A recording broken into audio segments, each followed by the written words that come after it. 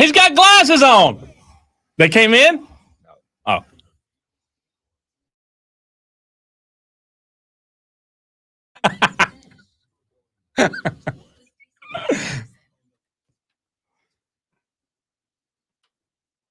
Diesel's just going to walk up in the studio with glasses on today. It didn't tell anybody. Looking all different, everything. These aren't the real ones. You caught me off guard. Lifestyle announcement, lifestyle change coming your way. You just can't throw those glasses on at 2:59 and walk in here and expect me to be all okay. I'm getting old, man. I gotta start wearing glasses like next week is when they're supposed to come in. So what are these? Are these These just are the ones that are like blue light that are supposed to keep you from getting hardcore headaches from staring at computer screens too much. How about that? Thanks for making fun of my condition, I love it. Cole. I love it. I wear contacts. I'm probably more blind than you are. I wear contacts as well. I get I'm it. disabled. I have astigmatism. Check out Diesel's new glasses on the stream, baby. I'm milking that for everything it's worth with my wife. Ashley, I can't take out the trash today. I have astigmatism. Ashley, I can't do this. I have astigmatism. Ashley, could you bring me some hot cocoa? I have astigmatism. That's a great plan. Hats off to you. It's not working. You get it? Hats off. Yeah. Hats off to you, Diesel.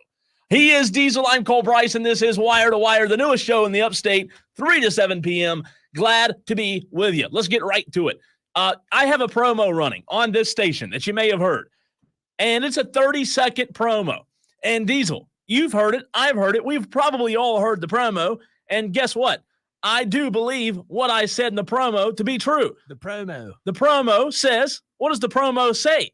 The promo says, hey, basically, I'm going to paraphrase, I'm done with the word commitment. I don't care if you're in high school, college, whatever it is. Let's stop using the word committed when talking about college athletics. It's atrocious. It's ridiculous. No one's committed, Diesel. The players jump ship.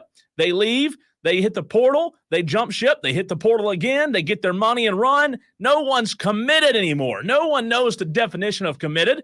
Well, guess what? Rob Brown took offense to that.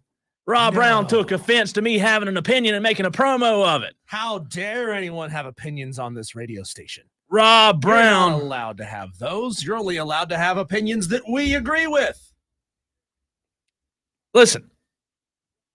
You're only allowed to have opinions that we agree with. The fact of the matter is, Rob Brown this morning used my promo for an entire segment. So you're welcome, Rob Brown. You're welcome. You got some great promo this morning. You got some great content this morning because of the promo, right? So let's start with this, Diesel. 6 a.m. to 9 a.m., Monday through Friday. There you go, Rob. You got your run. Are you happy now?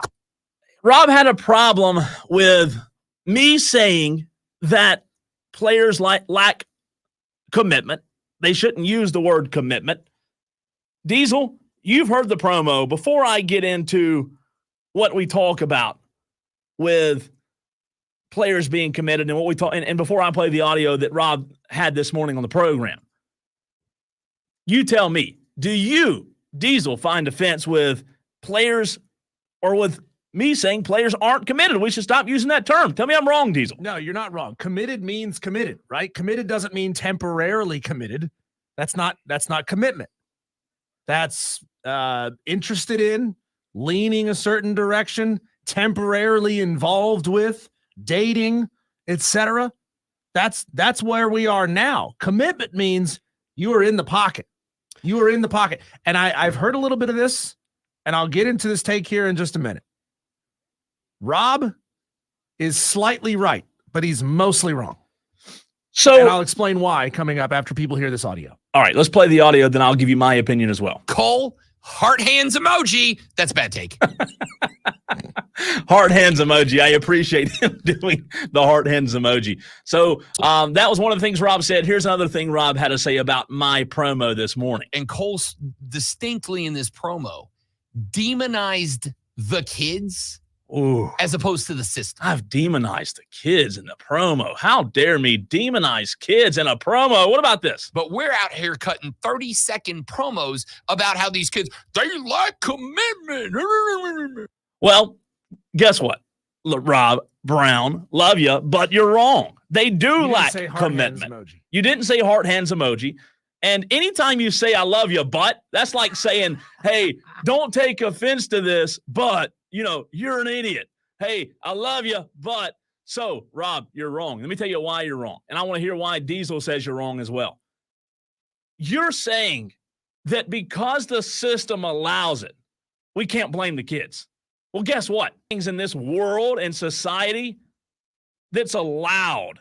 Does that make it right, Diesel? No. A lot of things are allowed. Do you want me to create a list? Do you want me to come up with a list of 100 things, 50 things in society that are allowed but are still wrong? Because I can come up with a list. Just because it's allowed doesn't mean it's right. Okay? Just because you think something is allowed. Yeah, the system is flawed. In the promo, in the 30-second promo, I didn't have enough time to expound on the system being flawed. I agree with you. The system is flawed. But just because the system's flawed doesn't mean we can't blame the players. We can certainly blame both. We can certainly blame the system. We can certainly blame the players. Again, me and Diesel say it all the time. Two things can be true. You can blame the players. You can also blame the system. It doesn't have to be one or the other. Just because it's allowed doesn't make it right. Speaking of one or the other, Cole, are they kids or are they adults?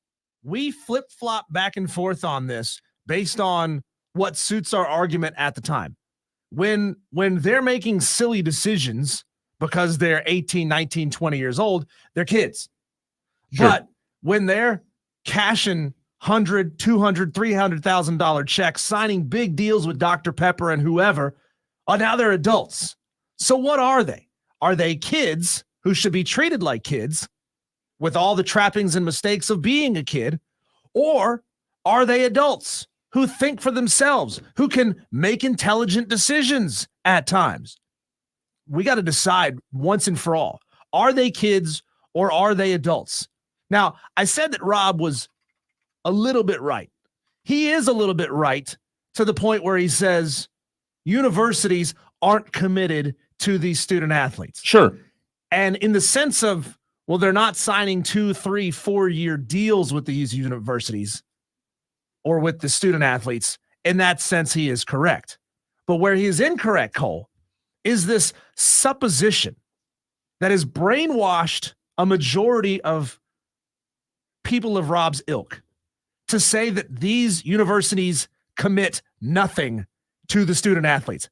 That is a bold-faced lie, and you know it, Rob. They're not committing resources to these kids, student athletes. They're not committing facilities to them. They're not committing clothing and education and room and board. That is a commitment. You know why?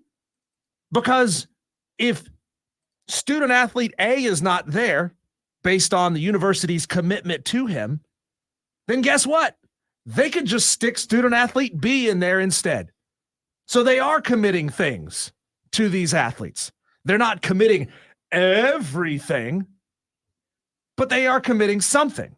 71307. What do you think? Who's right on this? Is Rob Brown right? Let's not admit that on this show, but is Rob Brown right, or do you agree that we can't use the word commitment anymore? Phone lines open as well. 844 fan phone. Let me slow down. 844-326. Yeah, you're getting up in your feels a little bit. I'm getting all worked up.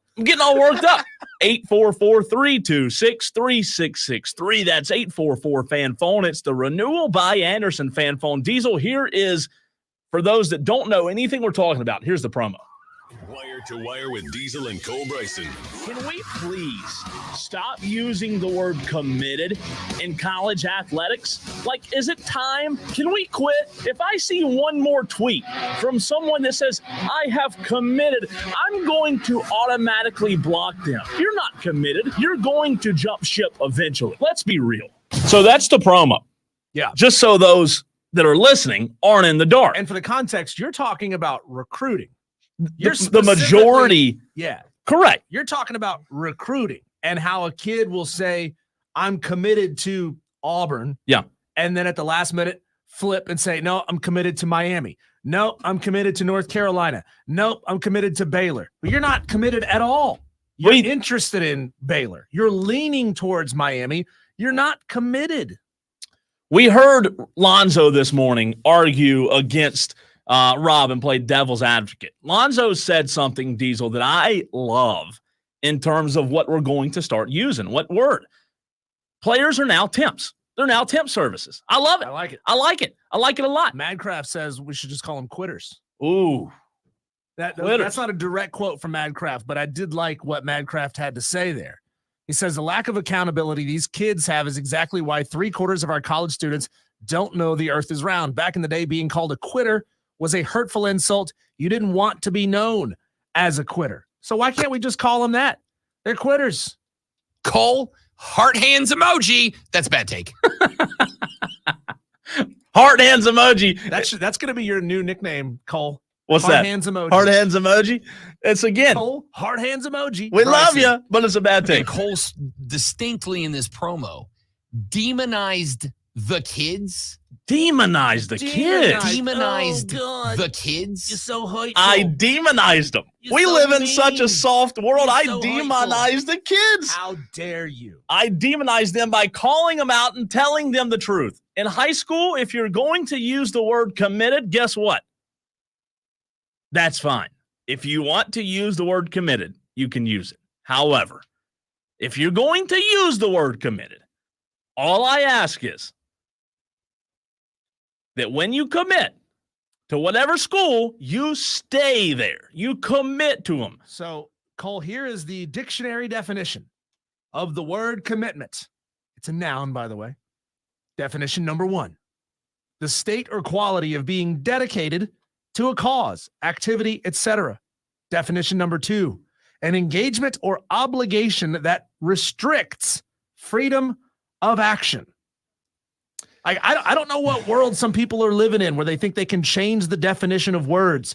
Guess what? You can't. There's a big book. There's actually one right here in the studio. There's a dictionary right there. And the definition of commitment is in there. And guess what? It ain't changing. Okay? Again, I go back to this. Rob says, well, blame the structure, right? Blame the times that we're in. Blame the portal. I'll put the system on trial. I get it. I'm not saying you're wrong in the sense of, well, the system allows it, but I just go back to this. There's a lot of things in this world that are allowed. Does that make them right? No. Some people have morals. Some people want to stay committed. I'm allowed to go right out there on the corner of Woodruff Road and Garlington Road and rub mayonnaise on my nipples if I want to. I'm not going to do it, but I'm allowed to.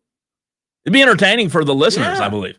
JD says, I've never been much at quitting. Yeah, I would have called Rob out had I heard him say that.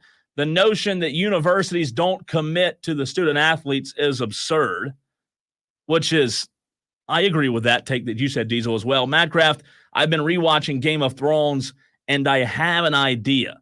Let's go back to oaths bound by blood. Whatever happened to our code of honor?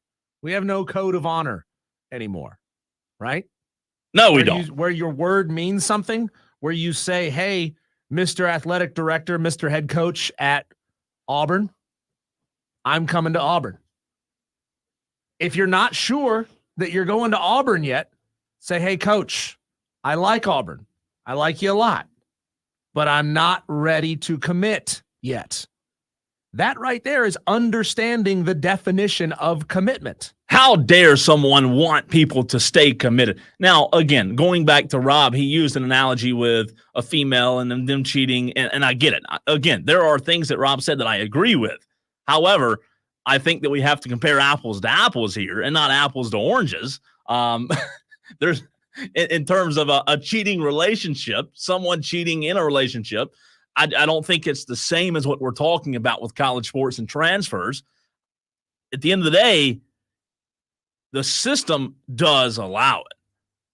And also, we're probably never going to go back to the way it was. I'm not sitting here saying I want it to come back the way it was, and I hate it the way it is now, and I'm never going to watch college football again. But that doesn't mean that we have to allow people just to use whatever word they want to use, like committed. But we're out here cutting 30-second promos about how these kids, they like commitment. They like commitment. Like commitment. I like the part. The what part? That's fantastic. Rob, listen, you're welcome for creating a promo that created content for your show. So anytime you need me to create more segments for your show, just call me. I'll create a promo that you don't agree with, and we'll go from there. It'll be great for you. It'll be great for us. Win-win. Let us know what you think. 71307 is the way you can text into the show. Let's see. On the text line, Fan. Here's a JD says we couldn't even get most of these guys to give a good handshake, much less a blood oath. True. JD, you can't even get people to look you in the eye anymore. You're right. You're right. This texter that I was starting to read, Diesel, he's suggesting a 5 o'clock topic for the fight, so I'm not going to read that one. We'll have to archive that one. One texter says, y'all are too old to have these old man takes. One texter asked, what's the definition of a sport? I believe referring to your promo, Diesel. Again, how dare you have a promo that gets engagement? How dare you do that? How dare I? Yes. No way I should be able to have an opinion. Texter, the last text, I can't read that. I've seen that. I've heard that. I can't read that. You know I can't read that. I love you, but I can't read it. Come on, texter. Do better. Do better. All right, just to put a bow on it, again, I love college athletics. I'll always love college athletics. I'll still watch college football. I'm not boycotting.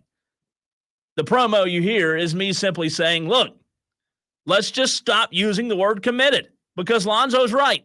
It is a temp service. You're going temporarily to give your services. Here's what I say we do, Cole. I say we go back to the middle school system, when you were starting to discover your interest in girls and girls were discovering their interest in boys. Sure. And, you would ask somebody, hey, do you like them or do you like them? That's true. And you know what? Hey, if you just like Tennessee, then all right, you're not committed to Tennessee.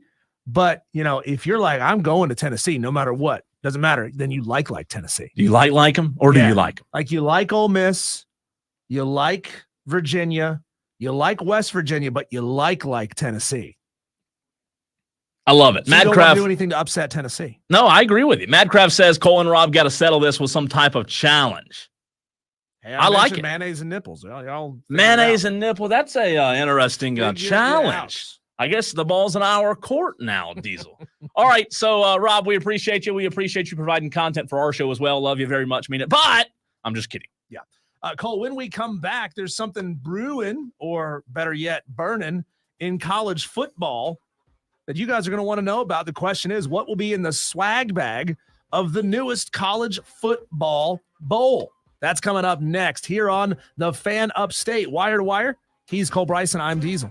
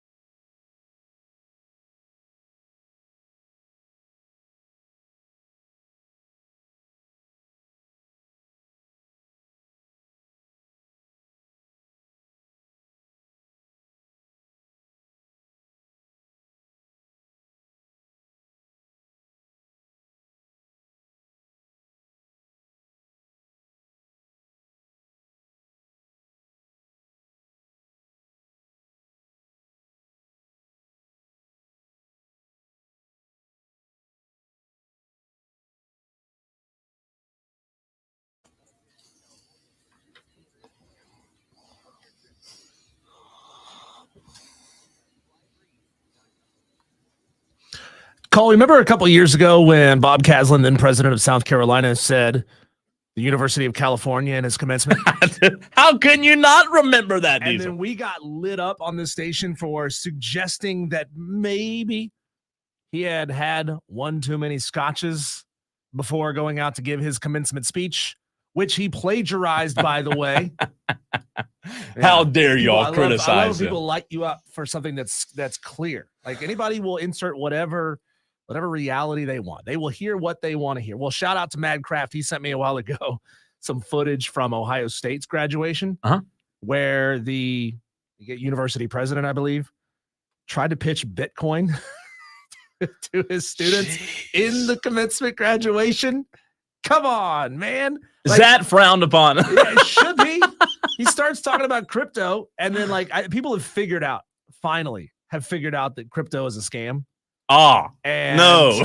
And he says something to the effect of, hey, let me tell you something about Bitcoin. And then 25, 30, 40,000 people start booing him, kids and family. And then he keeps talking about crypto. What are you doing? And this was where? This is at Ohio State. Jeez. Man. Leave it to Ohio State to screw it up. It's getting wild out there, man. Columbia canceled their graduation ceremonies. I'll be damned if I spend the kind of money that it costs to go to Columbia. And I'm looking it up right now. Columbia University tuition, $66,000. I'll be damned if I'm dropping 66 G's a year only to have my graduation ceremony taken away by some disloyal so's and so's wrapping their heads in headscarves and causing a ruckus on campus. Like, it's getting wild out there. It's a wild, wild west. It is. Thankfully, like I said yesterday, so hopefully these kids are going to go home for summer soon, because this is ridiculous. And shout out, we mentioned it yesterday, shout out to the Ole Miss students who went out there and surrounded the pro-Palestinian protesters. Yeah. And started singing the U.S. national anthem. That was nuts. Like, you guys don't realize the freedom that you have to be on a college campus in this country. Start waving a Palestinian flag and protesting on their behalf. Like, they can't fathom the freedom that they have to be able to do that. But hey, that's for a different radio station, not this radio station. Across the hall, right? It is across the hall. We share a text line with them. We read the texts that come into that station every day. Good Lord. I mean, I understand why Bob Caslin drank a lot. Allegedly. Cole, the big announcement, though, today, if you haven't heard this is Wire to Wire. I'm Diesel. He's Cole Bryson. The big announcement today is that the Arizona Bowl, which was previously sponsored by Barstool, will no longer be sponsored by Barstool. Oh, Dave lost it, huh? Yeah, it'll now officially be known as the Snoop Dogg Arizona Bowl, presented by Gin and Juice by Dre and Snoop. That's a little bit of a mouthful. Lengthy. Yeah, it's 1, 2, 3, 4, 5, 6, 7, 8, 9, 10, 11, God. 12, 13 words. Can you? I'm not kidding. Can you really say that again? The Snoop Dogg Arizona Bowl, presented by Gin and Juice by Dre and Snoop. So everybody knows the song Gin and Juice, right? Sure. Everybody knows that Dr. Dre and Snoop Dogg were on that song. Well, Gin and Juice is a new product that Snoop and Dre are selling. I think it's like one of those pre-mixed alcoholic beverages in a can. You know, like a seltzer, but it's gin and juice in a can. This is the first time, Cole, an NCAA sanctioned bowl game will be presented by an alcohol product. So the NCAA is finally getting a taste of that sweet, sweet booze money. This is a quote from Snoop Dogg here. It's time that we get back to the roots of college football. Yeah, binge drinking. When it was focused on the colleges, the players, the competition, the community, the fan experience, and the pageantry. It's only fitting that I step up and help get this thing right. I'm ready to bring the juice back to college football. And Snoop said that? Yeah, that's what Snoop said. I don't have a problem. Oh, I love Snoop. How do you Snoop not love Snoop? You know, Snoop's the best. Shout out to anybody who can have that big of a character arc to go from a gangster rapper in the 90s to being on a cooking show with Martha Stewart, yeah. to being a cocktail and a can entrepreneur, to sponsoring a bowl. So does it say how much he dropped on this one? It does not. I don't know how much the sponsorship Man. cost him. The Arizona Bowl, in case you don't know, which again, how is anybody just call it the Gin and Juice Bowl? Like, why does it got to be the Snoop Dogg Arizona Bowl presented by Gin and Juice by Dre and Snoop? Well, either way, Somebody needs a new marketing agent, Yeah. to try to help him here. SDAB PBGAJ by BDAS. The wing. This is the Wingdings Bowl. It pits Mountain West versus the MAC at Arizona Stadium in Tucson. Cole, this is a multi-year sponsorship. It replaces the previous sponsorship from Barstool. Now, Snoop has had some experience in college football. He's been a long time USC fan. Yeah. Which is funny because his son went to UCLA. It's true. You got to renounce your entire lifetime of fandom to support your kid. That's got to be weird. Like, we've got some parents in the audience. I know JD's a parent. Madcraft probably is, but I'm not sure he knows how many of them there are running around out there. Kidding, Mad. But I know that JD is a hardcore Gamecock fan. What if his son ended up playing football at Clemson? Like, how much would that hurt JD's soul to put on a Clemson t-shirt, jersey, hat, whatever, and go support his kid in Death Valley? I mean, like, once your kid is on the team, like, you got to support him, right? Sure, you have to. You can't not. Like, I mean, you could go in a neutral gray t-shirt if you wanted to, but like, then your kid's going to be mad, right? Because dad's not showing the support. Dad's not showing the love. He's not giving us the run, as the kids say. But I question, Cole, what's going to be in the swag bag? Like, everybody knows these bowls have swag bags at the end of the season. That used to be your congratulations for your commitment. Right? This is what the winners get? Yeah, no, not the winners.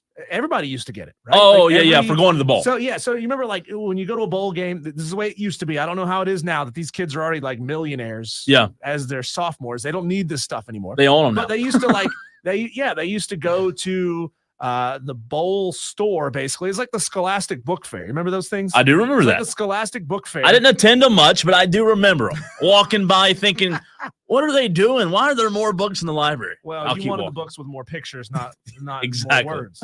But no, like, so you would go in and they would say, hey, linebacker for this school, congratulations on your season. You're here. You get $1,000 to pick some of these items, and these items are yours. Sure. And it could be a range of anything, right? It could be like everything from, like, today it would probably be Bluetooth speakers, headphones, Beats by Dre. That makes sense for the Snoop and Dre Bowl. But like, what's going on in this here? Like, some zigzag rolling papers, a free subscription to High Times magazine. The rolling papers, I didn't see that one coming, Deez. No? You caught me off guard on that. No? But you know what? Lighters, that's on me. I should have seen it A coming. lifetime supply of Bic lighters. Jeez. God. No? But you know what? You're terrible for saying that, but you're not wrong. You're not wrong at all. I mean, that's Snoop now in. Snoop's in the game. In the man. game. He is in the game. You know, He's also working on something else, Cole, on the side. So he's now involved in college football. He has previously been involved in youth football as well. this isn't a big time bowl game, though, right? This is a middle of the pack bowl. It's a G5 bowl game. I don't know. I'd have to look it up to see, do they get first pick, second pick, third pick on the conference roster? Yeah. And it's the Arizona Bowl, right? It's the Arizona okay. Bowl. Huh. But he is also working on something. I love this. Snoop, you better watch out. Roger Goodell's going to come for your ass. He is working on the Snooper Bowl, which will bring top California and Arizona youth football teams together on the gridiron. So last year, That's real close to some trademark infringement. Roger Goodell will take a bite out of that. Yeah, he may. Last year in the Arizona Bowl, Diesel, it was Toledo and Wyoming. Wyoming was 9-4. Toledo was 11-3. Okay, so two pretty good teams. Not, certainly not conference champions. Probably. The reason I was asking that is, and here's where I'm going. As big of a personality as Snoop, how can we get the biggest personality head coach to play in this bowl game? And you know who I'm talking about. Who has the biggest personality? Dion. Problem is, Dion ain't win 11 games. Well, also the problem is Dion doesn't coach in the MAC or the Mountain West. That's true. That's true. I mean, I was Colorado thinking plays like they're in the Mountain West, I was but thinking they're not bowl in the Mountain games in West. terms of No, I'm with you. Look, we can go down the road one of these days, in my opinion, on automatic tie-ins. I hate them. So basically, Snoop for as good as I don't hate it. I don't hate it. I'm down with it. I'm not opposed to it. I like it for Snoop. I do miss. Yeah, I'm fine. I like Barstool though too. Don't get me wrong. I'm a Yeah. Barstool fan. I do miss, Cole, when these bowl games had names that we could say out loud, because it will always be known as either the Gin and Juice Bowl or the Snoop Bowl. Yeah. I mean, it's never going to be known as this. What is it again? The Snoop Dogg Arizona Bowl, presented by Gin and Juice by Dre and Snoop. Oh my word, that is a mouthful. That is ridiculous. Did you think they could get Kendrick Lamar and Drake to beef on the 50-yard line at halftime? I'm sure they could do a battle rap. I would like to play the audio, and I'll have to listen to it during the break to make sure it's okay to play. But Snoop did an announcement. I would love to hear it, but I cannot just risk it for the biscuit right here and play it. Hey, baby. I don't know. Yeah. Me and my boy Dre, we got this thing coming up. We got a bowl game now. Well, I want to make sure there's no packing them. I like smoking them. I want to make sure there's no F-bombs that I have to turn around and hit the dump button. But it should be interesting. I like Snoop. I do like Barstool. Maybe Barstool can get in on another bowl. I feel like the Snoop Bowl should be in Southern California, though. Oh, you think? It should be in LA. They shouldn't be playing this thing in Arizona. I agree. That's just my opinion. Is that okay, Rob? Can I have an opinion? You gonna rip us apart tomorrow? No, because you I said can't. Snoop Dogg's bowl should be in California. You can't have an opinion. What do you think this is? A sports radio show? Coming up next, Diesel. This is one of the weirdest losing streaks that I can remember sometime in sports. What is it? I'll tell you next. He's Diesel. I'm Cole Bryson, and this is the Fan Upstate.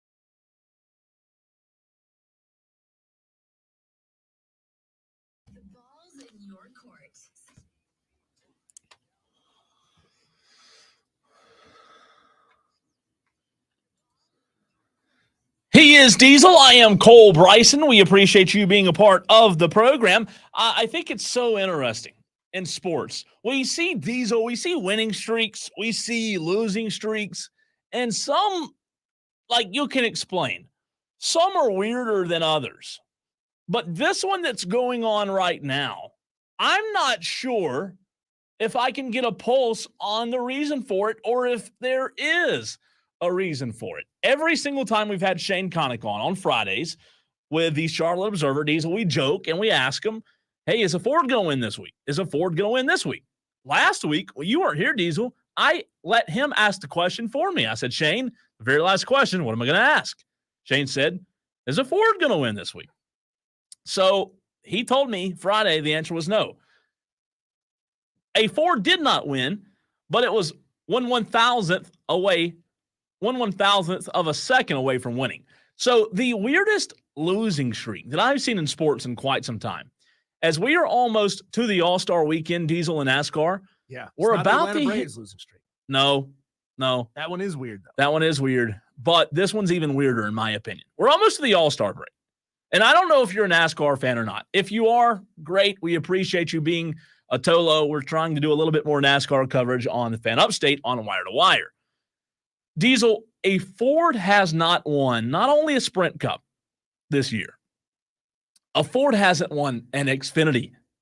A Ford hasn't won a Craftsman Truck Series. Yeah. Like if you told me, Diesel, that a Ford hasn't won a Cup, but they've won Xfinity races on Saturday nights and they've won the truck races, I'd probably tell you, yeah, there's nothing really to that. It's just bad luck. Bad luck. But can you sit here and tell me that one car make not winning a Cup, Xfinity, or Craftsman Truck Series race? There's no way that's luck, is there? It's almost like Chevy and Toyota have teamed up in a way, sharing information to screw over Ford. What's interesting, though, is Ford's been the winners in the postseason as of late.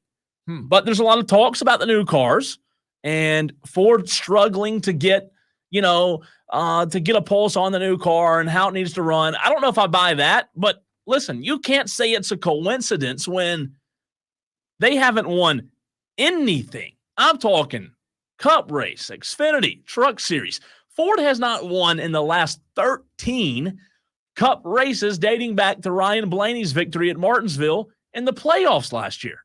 Ford has one win in the last 17 Cup races dating back to last season. None this season. So for whatever reason, Diesel, this season has been super challenging for the manufacturer Ford with so many close finishes. Ford lost 2 Cup races by 0.003 seconds or less. Ford lost 4 Cup races by less than half a second combined. Ford lost 2 Xfinity races, Diesel, by less than 0.2 of a second.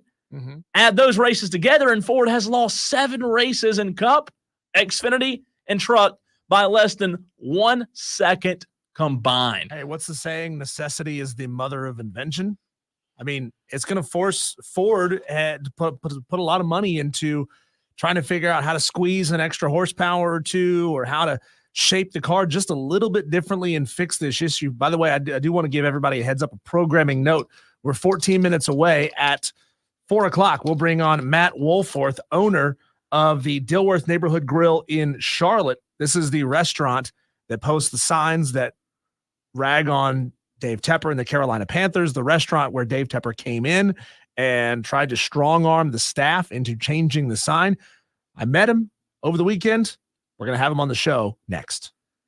So when you look at the Ford drivers, you've got Austin Cindric, Brad Keselowski, Ryan Blaney, Chase Briscoe, Chris Buescher, who almost won Sunday at Kansas, Joey Logano, Michael McDowell, who a few weeks ago, same situation, almost won, Todd Gilliland. It's really weird, Diesel. I just don't know that, like, when you're looking at so many races, if it was 3-4 races into the season, we could say, well, the sample size isn't quite enough. How, and again, we'll have to ask Shane this question Friday, Shane Connick of the Observer in Charlotte, Diesel, but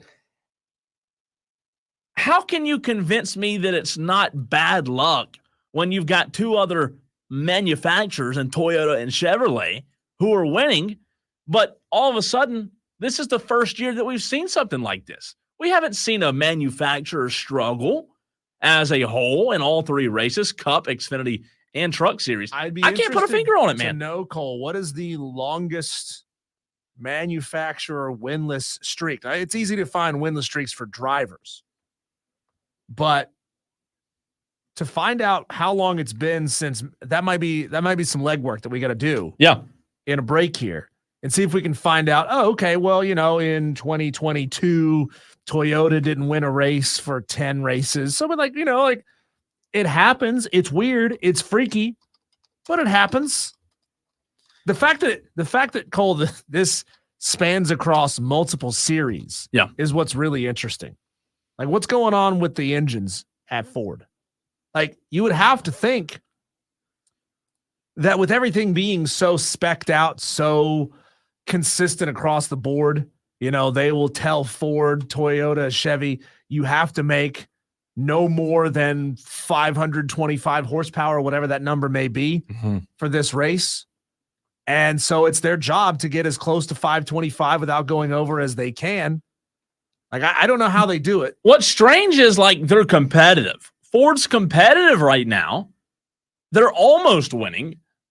And if you look at just this past Sunday's race, I wouldn't blame that on the Ford not having the horsepower to get it done right there in that photo finish. But what is weird is it's now become a trend. And yeah, again, they've lost 2 Cup races by 0.003 seconds or less. Doesn't make any sense. But I just don't know, in the new era of the cars and how the cars are made, and they're all so uniform, Diesel. Like, I get that the engines are different. I get that Toyota, Chevrolet, and Ford's different. I get that. But what I don't understand is, used to, back in the day in NASCAR, it was about who could drive the car. Nowadays, it's about who has the money, right? It's not about the driving as much. So why is all of a sudden Ford having such a challenge with this? That's something that I just cannot – I don't know. Again, I want to keep doing research. I want to keep asking Shane about it because it's so intriguing. This might be one of the weirdest losing streaks I can remember. Well, it also used to be who can make a car that's the most aerodynamic that still fits in the mold of the, passenger vehicle that you could buy. Yeah. I miss, at this point, just have them out there running IROC cars. Well, I miss it. I miss it too. Have them all running the exact same cars. I miss, God, how cool is it to watch Richard Petty in that Superbird with the huge wing on the back? It was a completely different car. Well, that's from what Chevy was running at the time. Petty went on Dale Jr.'s podcast recently, and he was talking about that, which, by the way, is a phenomenal podcast. And quick side note, TNT and Amazon came to an agreement today with Dale Jr. to be a TV analyst. So that'll be a big boost for the second half of the season or whenever those broadcasts are, Diesel. But what's interesting is Petty was on Jr.'s podcast talking about that very thing. And he was talking about the new car in today's world versus the car back when he raced. And basically the uniformity. Great. Thank you for saving me there. The uniformity of the cars today is what Petty was talking about, in his opinion, is hurting the sport because I've heard that. He said it. Used to, you could go, and he was talking about on the podcast, he could make a minor tweak to the spoiler on the back. And he talks about how just a minor tweak made a huge difference. And you can't do that anymore. I have heard one of the problems, one of the suggestions for why NASCAR is failing. And I know we have a lot of dedicated NASCAR viewers in this audience. I know our boss wants us to talk more NASCAR. But the truth is, Cole, the ratings bear out that NASCAR is dying a slow death. Like, the ratings are not there. Occasionally a race will pop up and have great ratings, but on the whole, NASCAR's ratings are way down. And one of the suggestions, Cole, was that you can't see your own car out there on the track. Like it used to be, these guys would literally go down to the dealership, buy a stock car, soup it up, and put it out there on the track. Now, I mean, like, it says Camry on the front, but it ain't a Toyota Camry. It says Mustang, but that's not a Mustang. It says what, Camaro? Is that what Chevy's running right now? It says Camaro, but that's not a Camaro. Like, we all know that it's just a sheet metal body kit over an almost identical chassis to the other cars on the track.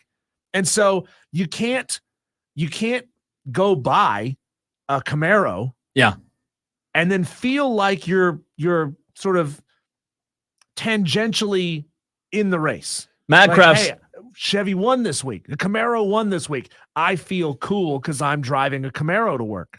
on the stream. Madcraft says, I believe Ford is the only manufacturer that uses a pushrod engine design as opposed to an overhead cam design. JD says, I think a lot of people have tried or have said Ford is at a disadvantage because the shape of their nose, ?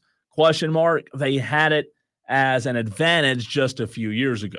There's a lot of, again, I don't know if anybody can put a finger on it. It'll cause them to innovate. It will. That's the best part is, do we want it to be predictable where every 3 races we're going to have each manufacturer winning a race? Isn't that dull? Like, don't we want Ford to have to like take it on the chin a little bit? Yeah. And then work their asses off to figure out why and then fix the problem so they can go out. I just hope they're able to, I agree 100% with what you said. I just wish that we were in the same era to where they could go out and make adjustments. They can't now because they all have to drive this. You know, you said it. Everything's uniform. That's fair. Cole, I mentioned it a few minutes ago. Last week, I was in Charlotte. I stopped at the Dilworth neighborhood grill just to get a photo with the sign and go in and grab some lunch. I met Matt, the owner. He's the guy that makes the signs. Hysterical dude. And we're going to talk to him next. Go through this whole thing with him. How did this happen? What's happened since the incident with Dave Tepper? I think you guys are going to love this. That's coming up next here on The Fan Upstate.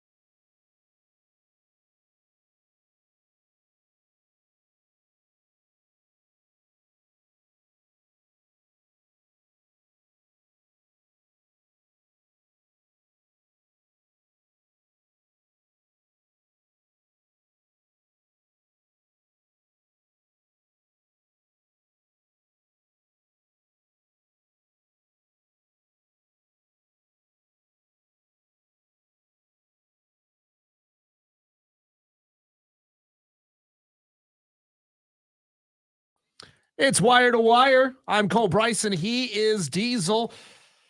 Nope, that's the other way around. He is Cole Bryson. You want to I be am me Diesel. so I do bad, wanna be. man. You look good in your Fan Upstate t-shirt, I know it. and I wish I was wearing mine today. We No. could have twinned. Yeah. No, Cole, this is an exciting interview here. This is a little out of our normal purview. Like, we bring on podcasters and athletes and coaches. But right now, Cole, we're bringing on a restaurant owner. And the question is why? Why are we bringing on a restaurant owner? Well, this guy isn't just any old restaurant owner. He's not the manager at a Chili's. We're bringing on Matt Wholforth, owner of Dilworth Neighborhood Grille in Charlotte, that sits about 3/4 of a mile away from Bank of America Stadium. Is that right, Matt? That is correct. Yeah. I had a chance to meet Matt last week as Ashley and I were driving back from Raleigh. There was that big controversy that happened with owner of the Carolina Panthers, Dave Tepper, who was seen on security footage coming into the Dilworth Neighborhood Grille, and it looked like he was undressing, not well, a little bit of both, actually, physically and verbally undressing the staff who were there. And Dave Tepper has his reputation of being an ornery guy. He threw a drink on fans. He's a jerk in his press conferences. But he pulled over, Matt, to your restaurant because you have something unique sitting right there in your parking lot, right there on the edge of the road. You make signs that troll the Carolina Panthers, among other things. It's not just Panthers, but tell us. So you were telling me about the security footage that you've got outside of the restaurant and what Dave Tepper had to do, the lengths that he had to go to come back to your restaurant. Tell us what happened. Yeah, it appears that he didn't really have a plan to come in originally, but they were at the stoplight and looks over to the right and sees the sign, and they're on their way to the draft. And he's like, well, I'm just going to stop in here. He tells the guy, his driver, to pull into the neighboring parking lot and then double back into ours. and then just came on in. So it was a spur of the moment thing. I'm sure he'd probably like those 35 or 40 seconds back, but we know. We know, again, we know that this guy is a little bit of a hothead. He's a little bit of a loose cannon. And I believe you told me, it's a 4-lane road out there in front of your restaurant. And I believe you told me, was it right that he was in the left lane, that he had to get over, double back, circle back around to get to you? So just the middle. Okay. So just the middle. It took some effort. Point is, it took some effort to pull back. He was over. not in the turn lane. Yeah. And if anybody doesn't know, at the time, your sign read, "Please let the coach and GM make the pick." Now, that's a reference to last year when Dave Tepper apparently overruled everybody, and went with Bryce Young instead of CJ Stroud, which is who the coaching staff wanted. That's what you hear. Yeah. So we weren't in the room. We don't know for sure, but that coupled with so many other things, you sort of believe it. Matt Wholforth, he is the owner of Dilworth Neighborhood Grille, the famous signs that Dave Tepper, and you've seen all over Twitter and on social media the past couple of weeks, that Dave Tepper had to drop in and make his presence known. Let me ask you this, Matt. In your opinion, do you think Dave regrets that? It's hard to say. You would say yes, but I'm sure he's had so many instances like this where he sort of hardens to it, right? He's probably had plenty of confrontations. This wasn't even all that much of a confrontation. It might have been if I was here, because he was really interested in talking to the person who put the sign up, not the two employees who had no idea who he was, which I thought was weird, but funny. And, so how mad are you going to get at some bystander that didn't put the sign up? Well, that's what's interesting, Matt, is the video footage shows him coming in with his muscle, his driver, And Right. he starts a conversation. You can't tell. I mean, it's security footage hanging over the host station, looking towards the front door. The audio is there, but it's very, very faint, so you can't really tell what it is he's saying. But Right. he's clearly looking at, gesturing towards the sign. Who made that sign? Who put that up there? And he's trying to figure out who's behind this whole thing. But the thing that really lit up the internet, Matt, is that he took an article of clothing. He took a hat off of your host's head, which the internet lit up about. I mean, there's thousands of people out there saying, if anybody touches me, if anybody takes my hat off, we're getting into a fight. Now, I don't know if it's advisable to get into a fight with a billionaire, but there's a lot of people who would be willing to throw a punch there. Yeah, you never know. We're a pretty chill place. We just wanted the team to start winning. And then the guy whose hat, one of my managers, he's also a very laid back guy. And the crazy thing is, he's not even truly an Eagles fan. He wears a lot of different hats. It's his girlfriend's team. He's more of a Patriots fan. But whatever, right? Yeah. Hey, Matt, what are some of the best, now that this has happened, what are some of the best sign ideas that you've gotten? Well, I think my favorite was after the Jacksonville game when he threw the drink on the guy. But I said, we lost so bad that Tep spilled his drink, and that one was pretty popular for a long time. And then the one that was right before this one, as far as Tepper goes, was I think Dallas had lost another game, and it was appearing that they were going to flop again in the playoffs. And I really just wanted to get across to Mr. Tepper that we don't want to look back 20 years from now and say we never tried to say, please don't end up like Jerry Jones. And so the sign said, learn from Jerry Jones, meddling owners never win. And that caught his attention too. We had a phone call on that one. So. A phone call? Wow. We're chatting right now with Matt Wholforth, owner of the Dilworth Neighborhood Grille.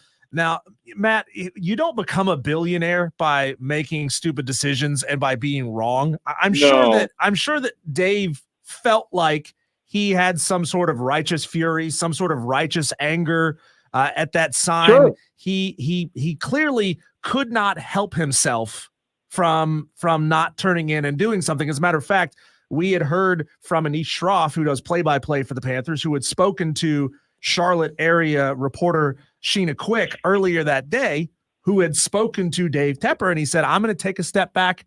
I'm not going to get involved. But like he just can't not get involved. Like I can't fathom what goes through this guy's brain to say, you know what, I'm going to pull over and I'm going to give these guys what for. Yeah. Had it been, I mean, I sort of believe he did take a step back. Like, as rich as you are, I would imagine it's tough to talk to Dan Morgan in such a way that, hey, I know better than you. That would be a hard thing to do. But, it would have been a completely different story had he walked into any bar and just said, hey, guys, last 6 years been sort of a shit show. Apologize for that. We're going to do better this year. Who do you think I should take? And it doesn't even matter if he was listening or not. Buy a few beers for a couple random dudes at the bar, and man, they would have been fans for life. They probably would have watched the entire draft, even with us having no picks, looking for Mr. Tepper in the war room and say, that's our guy. He bought us some beers. Let's see if he drafts the guy we want. And, they probably would have rolled over in their chairs when we actually finally did draft somebody in the last position. So, but he would have been a hero. Maybe it would have been not a whole lot different than what actually occurred. Maybe that should be the next sign, Matt, is, hey, Tep, here's some advice. Come in, buy everyone a beer, and all will be forgiven. Right? You know? Right? I did have an idea for a sign, but I thought it was maybe a little bit too much of an attack. I don't know. But I was going to say, hey, I know a good PR guy, but. So you were telling me on Friday there, Matt, that your whole point here is not to cause a rift between your bar and the Panthers, because you said you have Carolina Panther players who come into your bar all the time. So your point here is not to troll and continue trolling the team. It's just to, have some civil disobedience and show your displeasure. Correct. And, I can point to one example as to how that is the best way. 2 days after all this, Dave Canales is in the bar eating dinner with another coach. Had I continued to thrash against the team or Tepper or whatever, maybe that doesn't happen, but I've got a sign up, congratulating the new Panthers now. And yeah, we made a little fun about it. It's hats off to the new Panthers. I thought that was fun. Courtesy of the guys from WPTV, or I'm sorry. Sorry. The radio station, WBT. And I think that was the key. That was, you don't want to alienate guys, especially, they're new at this. The players, the coaches, the GM, they're all new at this. Let's give them a chance, and we'll find out if it was a good draft or not somewhere in September, October. Matt, you're going to give my producer here a heart attack with the language. He's having to spin around and hit the dump button a couple times during this interview. No more of that. The people on the stream are getting the unedited interview. The people who are listening live over the air, they're missing some of the more colorful language. But want to ask you real quickly, what's the fallout that's happened since this event? I imagine that you're seeing a lot more business. But I also imagine that, there's a lot of development going on in that area. You got a pretty nice piece of property there. I'm sure some people have been making you some offers too. Well, yeah, I wish I owned the property, but I just own the business, and actually have had plenty of calls on that too. But I enjoy being my own boss. Do you believe that any of these calls may secretly be representing Dave Tepper and his interest to buy you out? It could be, but I doubt it. I would hope he's got. Don't you think he's got something else better to do? No, he doesn't. Gosh, if I was him, I'd be at the practice fields just watching stuff. Hopefully not telling the coaches to run more RPOs or to work on someone's footwork. But it'd be nice just to say, yeah, it's my team. That was a great play. Hey, maybe instead of just sending Nicole out to scout the defensive line practice, maybe Dave should go with her. Right? Actually put your own eyeballs on this thing. I did make sure to not include her in any comments. Smart man. That would be not a smart move, I think. There you go. That is appreciate your time. That is Matt Wholforth, owner of Dilworth Neighborhood Grill. And hey, I can attest, Matt, and I've mentioned this on the show yesterday. The food there is excellent.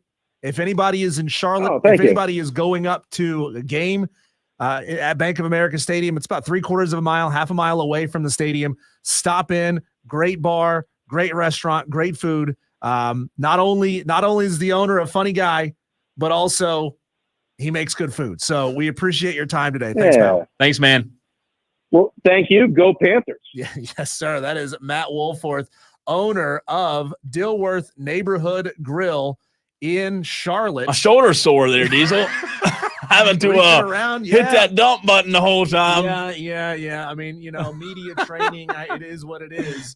I love it. We got some good laughs. Hopefully that didn't go out over the air. We did have to turn around and hit that dump button a couple times in that interview, but Madcraft, Spur Daddy, Wesley Roberts, Trey, all of you guys watching on the stream, you got the real thing. You know how he really feels about it. He doesn't seem like he cares much about Dave Tepper coming. I like it though. I like the stance he has. Throw some business his way if you're ever in Charlotte man. going up to a Panthers game or not. I mean, you don't have to. It's right there off the interstate. I just hope, I really, really, really hope that one day, and I know we mentioned this a couple of days ago, I just really, really hope, not even as a Panthers fan, that Tepper will make up for this. Like, maybe the Matt Canales hire, maybe the Canales hire. I said Matt. Maybe the hire of the Dave Canales, the OC and the draft. Maybe all that will right the ship. Yeah.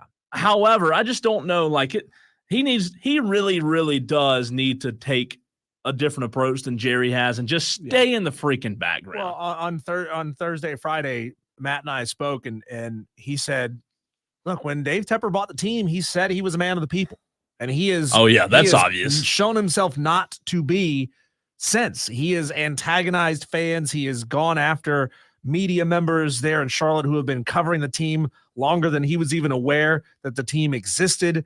I mean, here's a dude who should know better, right? Again, you don't become a billionaire by being stupid. You don't become a billionaire by not knowing how to deal with people. Yeah. And look, I'm not here to pocket watch. I'm not here to tell, Dave Tepper what to do with his money. But if Dave Tepper sees that sign, Cole, and he thinks to himself, this makes me mad, I got to stop and do something. You know what he should have done? Either driven right by. Keep driving. Or, you know what? The next day, Cole, he has a box of Carolina Panthers t-shirts or hats or jerseys or something. Takes them inside. Takes them inside, gives everybody inside the restaurant a Panthers hat and a jersey, buys everybody lunch. I mean, we went there at 3:00 in the afternoon, 2:00 in the afternoon on a Friday. There were maybe 25 people in there, sure, in the bar, the whole bar. So like you're a couple $100 in, and you get to make some people happy. You get to have a good PR moment. The whole internet will know why you stopped and laughed, because it'll get out there like, hey, here's this bar trolling Dave Tepper, and he had enough of a sense of humor to stop by with gear to hand out and bought everybody some food and a couple of beers. Speaking of food, people love you for it.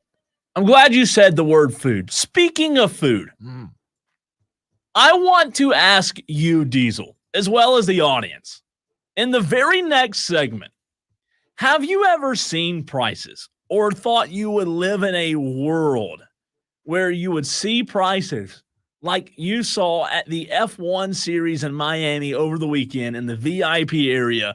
This is going to blow your mind. It blew my mind.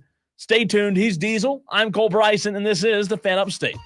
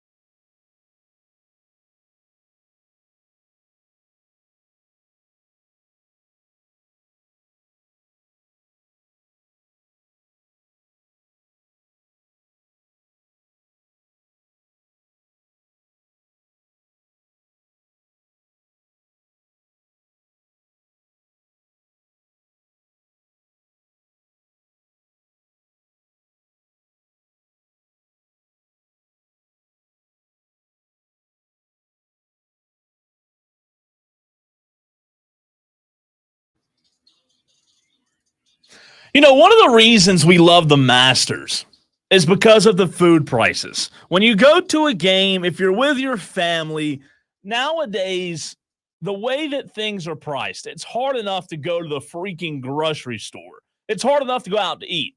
It's hard enough to take your family to a game because, you know, when you go to the game, you're going to have to pay for the tickets, the ride there, if you're going to Atlanta, whatever it may be. Plus, your kid's going to want ice cream and snow cones and hot dogs and pretzels and popcorn and nachos. They're going to want everything. So you're going to foot another $100 just to eat at the game at a minimum.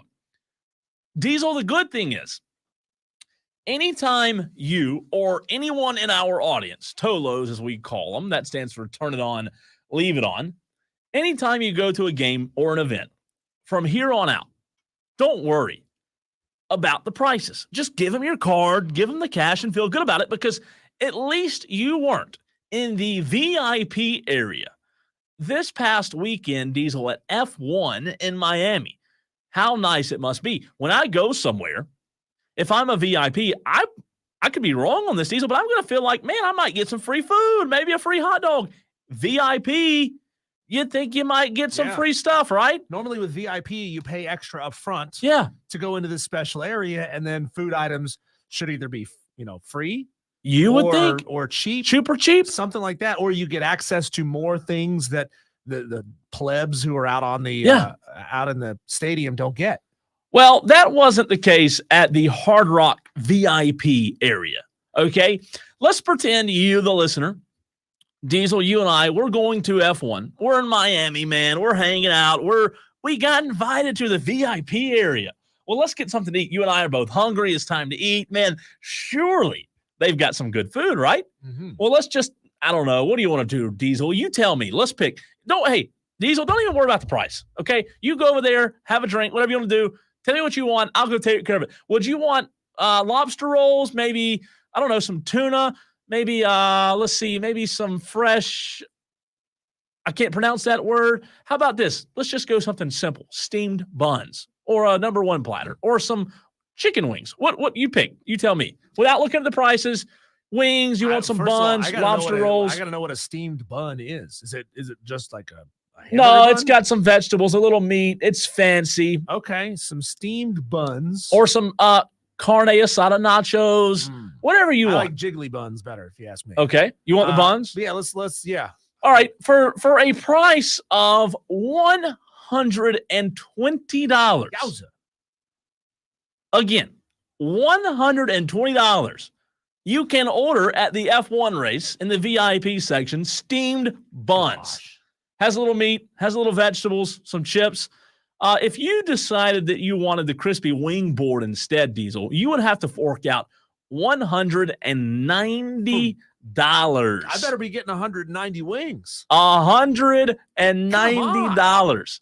What about those Maine lobster rolls? Okay, so those sound good, right? I had a lobster roll over last weekend. I'm going to guess that they're lobster roll there, but it's okay. So everything's expensive. Lobster rolls. It was in Las Vegas, right? Okay, so you got to fly. This is in Miami. I was in Miami. Okay, so you still got to fly them in because there's not a lot of lobsters off the South Florida coast. Yeah. I'm going to say that a lobster roll is $50. 60? No, it can't be more than that. $280. What? $200. Did somebody personally walk it down from Maine? They better have. They better have brought it in fresh the minute you order it. Sailed down from Miami for that price. $280. Again, we're not making this up. This came from the F1 in Miami. Okay, I know F1.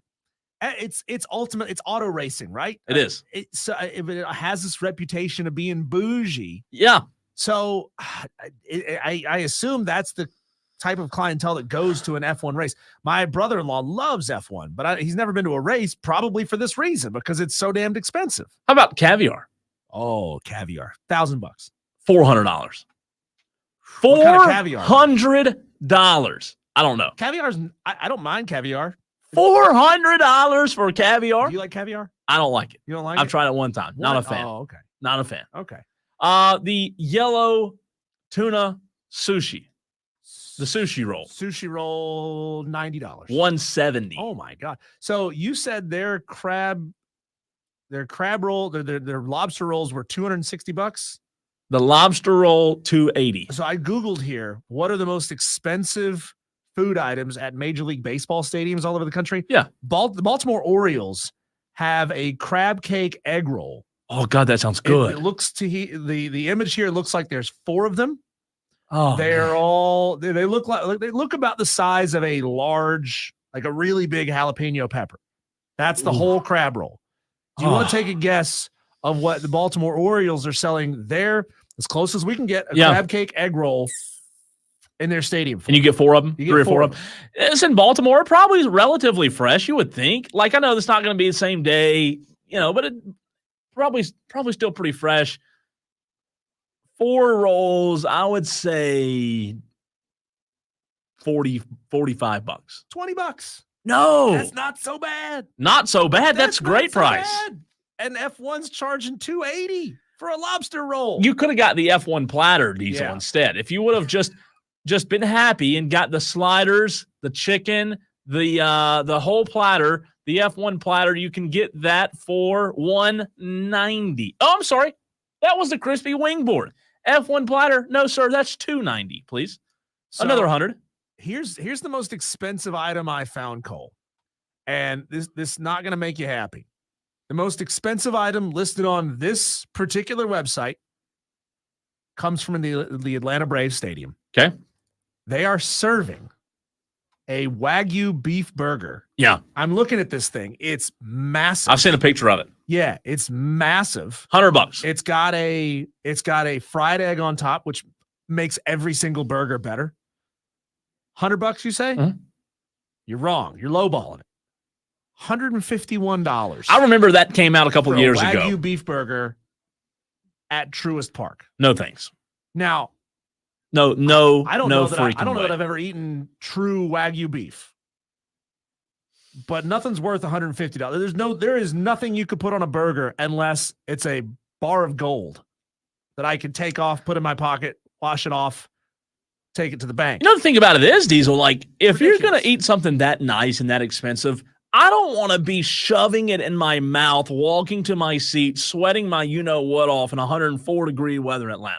I want to be sitting down somewhere where it's a little bit cool, not having to worry about the big fat lady to my left knocking the $150 burger out of my hands, and then it falling on the child in the front, and then child getting mad, and mom throwing her popcorn on me. And If that thing hits the ground, I'm still eating it. For $150, I will do anything to still eat that burger. You can get a Brave ticket. I almost went a couple of weekends ago. I hadn't been to a game yet, but you can get a Brave ticket in the nosebleeds all the way down to the outfield and even in closer to the third base and first base line for less than $150. Well, yeah. Why would you spend $150 on a burger? That's insane. I don't know if that's only available in certain parts of the stadium. I mean, the thing is huge. Yeah. You can't even grip it. It's that big. It looks to be almost the size of like not quite the size of a women's basketball, but like those youth basketballs that are a little bit smaller. It's that big. It's $150. On the text line, Spartanburg J says F1 ain't real racing. It's glorified time trial. All right, my question to you, Diesel.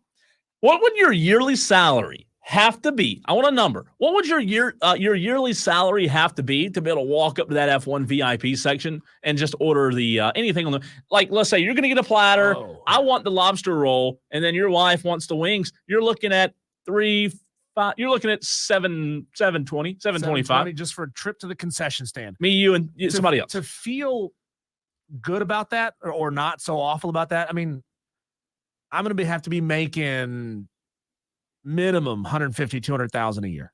If I'm making $200,000 a year, I was going to say more than that. Yeah, just like at what point does dropping if you're going to get a couple of drinks, which ain't going to be Bud Light, my friend, they're going to be serving you the best champagne in the world. You're going to be dropping another $300 at least on some drinks. So you're talking about $1,000 for a trip to the concessions. How much do you have to make to where $1,000 at the concession stand means nothing to you? 100,000 ain't in it for me. It's more than that. I promise you. For that price, Cole, I need to be in a dining room that hangs over the stadium. Like, think of those like glass airwalks that go Mhm. across roads where you can see down through the floor onto the road. I need to be there Sure. and have cars whizzing underneath me to want to drop that kind of price. There's no way. That's stupid. That is absolutely ridiculous. I don't think, and again, I know we're talking about people going to these F1 races who are millionaires. I get it. I get that you and I aren't in that crowd. I'm sure Dave Tepper feels right at home there, right? I wonder if Tepper would. Yeah, he probably would. He'd probably throw a $4,000 drink on somebody because his car didn't win that he bet on. That's insane, though. Like you compare that to Masters prices. The Masters diesel are, I would say, more of a spectacle. More people care about the Masters than F1, right? A lobster roll ain't exactly a pimento cheese on white sandwich. No, it's not. It's a little bit different. But you don't have to be charging $400 up in that place. I mean, that's ridiculous. Wesley Roberts says A5 Wagyu is pure gold. A5. Wesley, it's going to be pure something else about 10 hours after I eat it, so it's not worth it.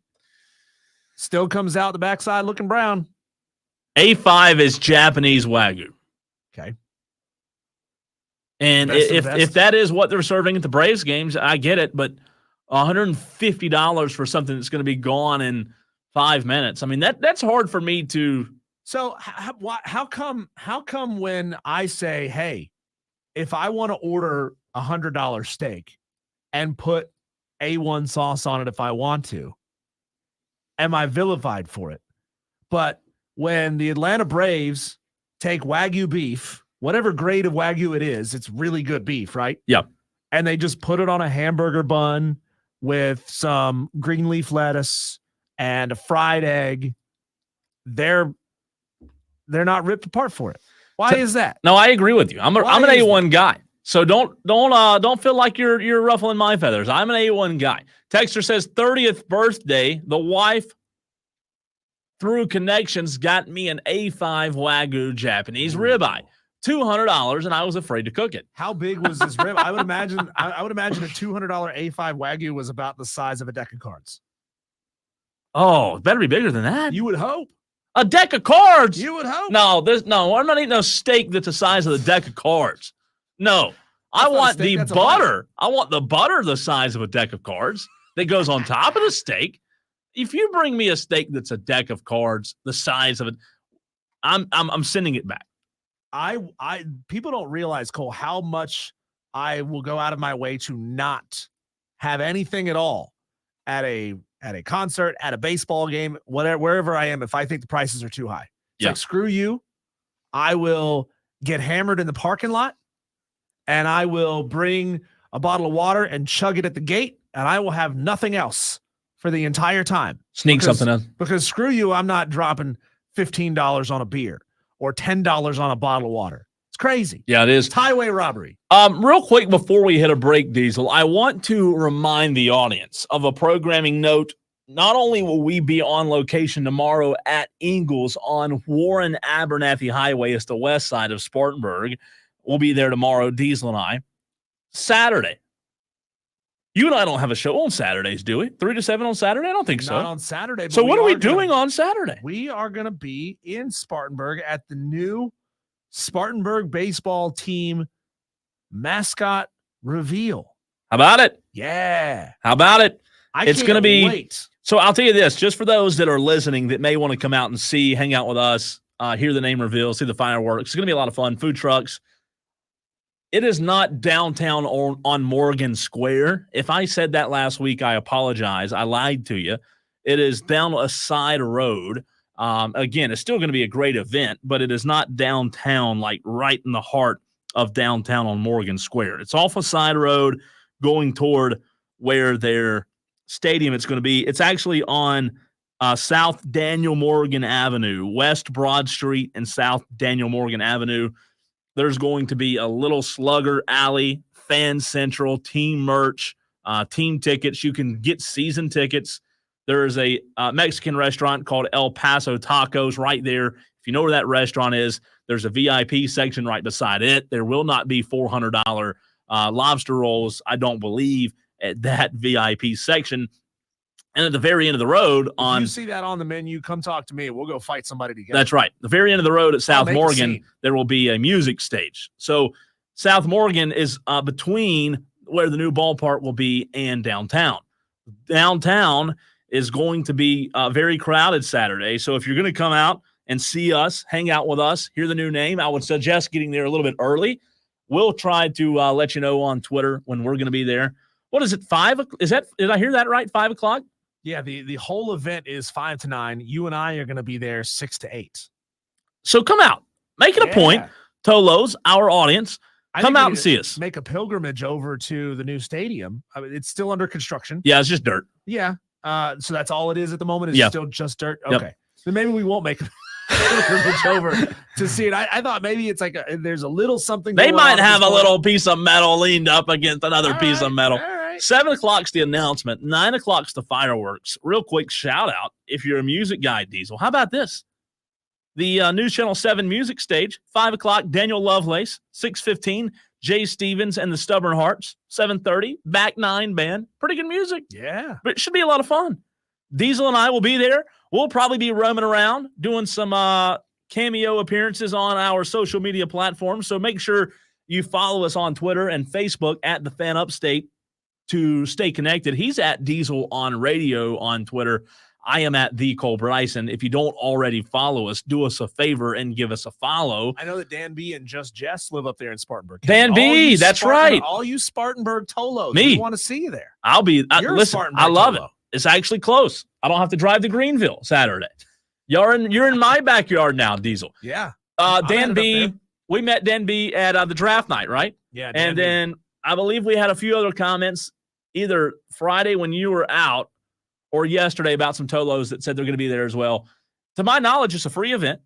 Obviously, you can purchase food, the food trucks and drinks and stuff like that. But just the announcement itself, the event, no charge. Yes.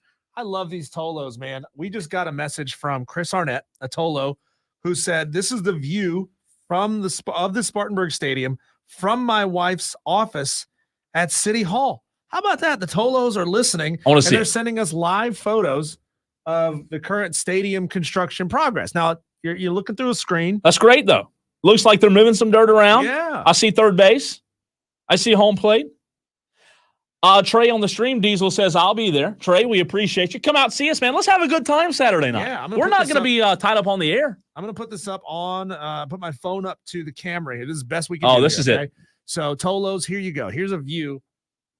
Let's see. There you go. Give There it you a go. second Keep it up there. There you go. Give it a second to adjust. That's wonderful. That's great, Diesel. I know. It's It's better than nothing, though. high It's quality, just dirt right high now. quality production. Yeah. But you never know, man. They can churn those things out pretty quick. Like, you'll be amazed. You'll be going in the street one day, and they'll be like, oh, man, that whatever. I know it's not a gas station, but they pop them up pretty quick. They're ultimately they're building a baseball stadium, right? A minor league baseball stadium. They're not building a major league baseball stadium. They're not building a structure 5 times the size or 10 times the size. It's a relatively small stadium, and hey, a majority of it is just a field. I changed my mind yesterday. At first, Diesel, I thought that the Spartanburg team name was going to be an animal. Okay. I have changed my mind. I am no longer on the animal train in terms of what the new name of the Spartanburg baseball team I will be. said that no, it was not going. You to did be say an no. animal. You did say no. You're coming around to my perspective. Texter says, will the Spartanburg baseball team be the same level as the Drive? Cool No. rivalry of so sure. They will both be single A ball. Greenville is high A. Yeah. Spartanburg is low A. Maybe one day, right? Maybe one day. Yeah. I don't really know exactly what the difference is between high A and low A. I mean, shouldn't there be another division? Shouldn't there be quadruple A? If low A is, why is it low A, 1A? This is the same conversation we have when it comes to like week 0 in football. Why is there a week 0? Why is there high A and low A? Why is it just single A, double A, triple A, quadruple A? High A Or 4A. versus low A. So They're going to play each other, I'm sure. you would hope so, right? Yeah, that really needs to happen. I really hope it does. Like, how cool would it be if it became a rivalry, Like, maybe a series a year, something like that. But high A is known as, I think it used to be called from what I'm looking at online, Diesel, it was called Class A Advanced. and sometimes abbreviated A+ in the writing. It's the third highest level of play in minor league baseball. So again, we don't want any of these teams to go away. We certainly don't want small baseball franchises and teams going away. But the South Atlantic League, the league that the Greenville Drive play in, features Rome, Bowling Green, Asheville, Winston-Salem, Hickory, and Greenville. So that's cool, man. I hope, Cole, that if one of these teams ever folded for whatever reason, and I doubt they will because they're all very well established teams. Yeah. And they're supported by major league teams, that maybe the Spartanburg baseball team, the Hub City Hootenanny, what I think that should be, they can move into the South Atlantic League, and then we would have Greenville and Spartanburg in the same league. It would be cool, man. Yeah. It would be cool. Wesley, you got to have room for it. Wesley, on the stream, real quick before we hit a break, we're not talking about it specifically in the next few segments, so I'll address your message, Wesley, on Facebook. Wesley asked, any NBA predictions for tonight? Need some betting advice. Well, number one, Wesley, don't listen to me when it comes to betting advice, okay? That would be a terrible mistake you could make. Number two, if you are going to listen to me and make a mistake, I'll tell you this. 12.5 is what Boston's favored by tonight. I don't love 12.5. 12.5 is a lot of points. I wouldn't take Cleveland plus 12.5, but I think my play tonight, Wesley, would probably be Dallas plus 3.5. Oklahoma City's favored by 3.5 right now. And I'm kind of leaning Dallas plus 3.5 right now. I think the Mavericks win game one, man. So there's my NBA advice for tonight. There you go, Cole. When we come back, man, these stories just keep popping up. These stories should make you mad. We're going back to the well of trans male athletes competing against females. It's happening again, and it's getting bigger and bigger every time. So we're going to come back to that on the other side here on Wire to Wire. He's Cole Bryson. I'm Diesel. We are the Fan Upstate.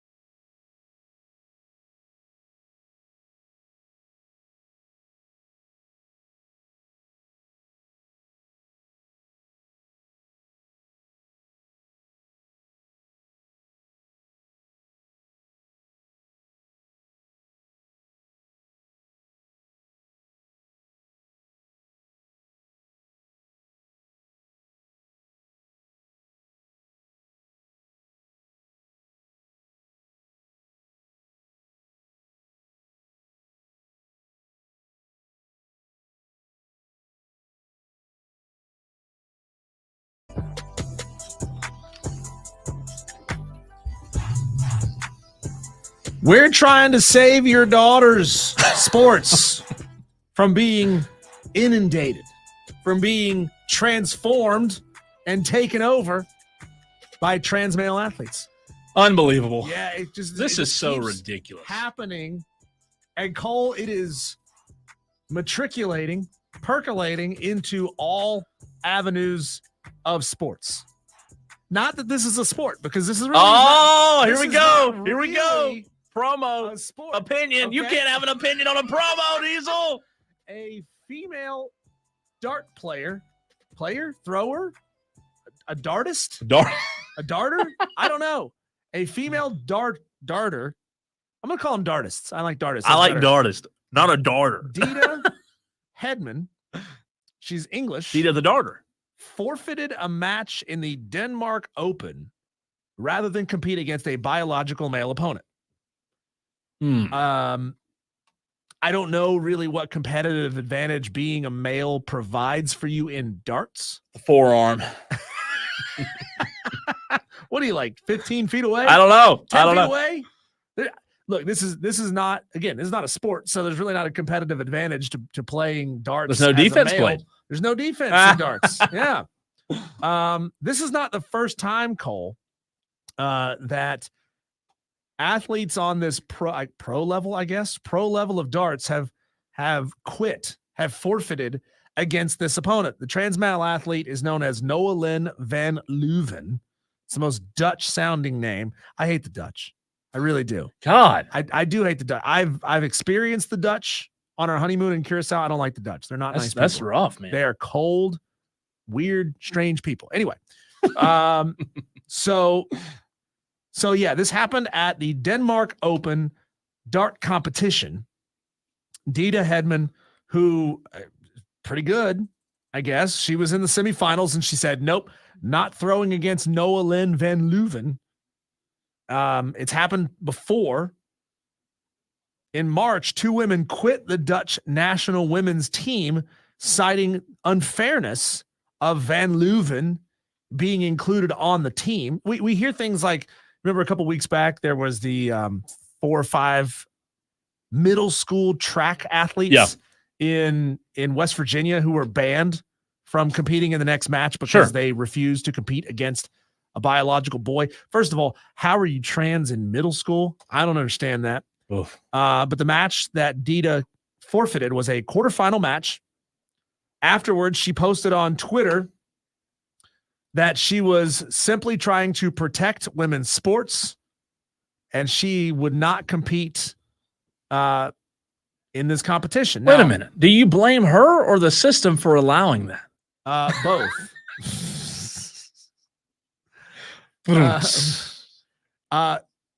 Don't cry for her, Argentina, because Cole, as champion, she only would have won the equivalent of $1,700 US.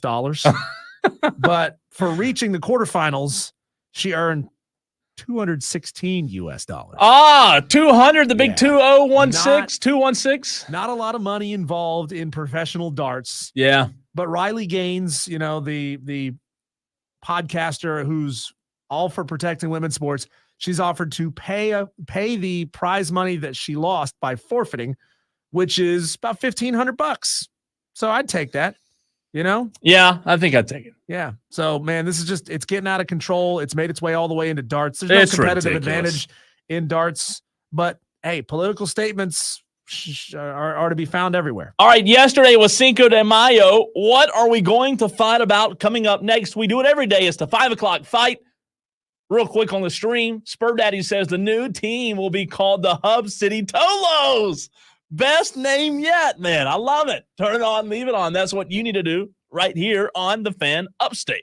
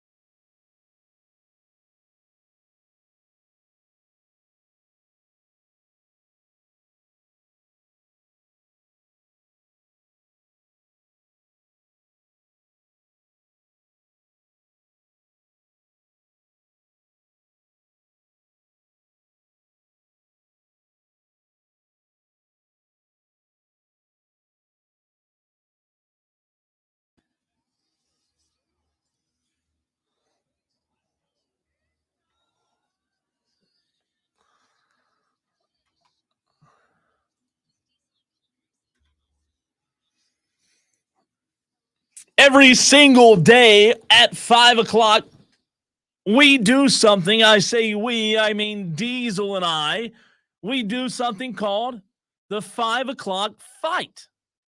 Well, if you just tuned in, maybe you're a first-time listener, just moved to the area, or just forgot where we were on the radio dial. Number one, we appreciate you tuning in to the newest show in the upstate, Wire to Wire.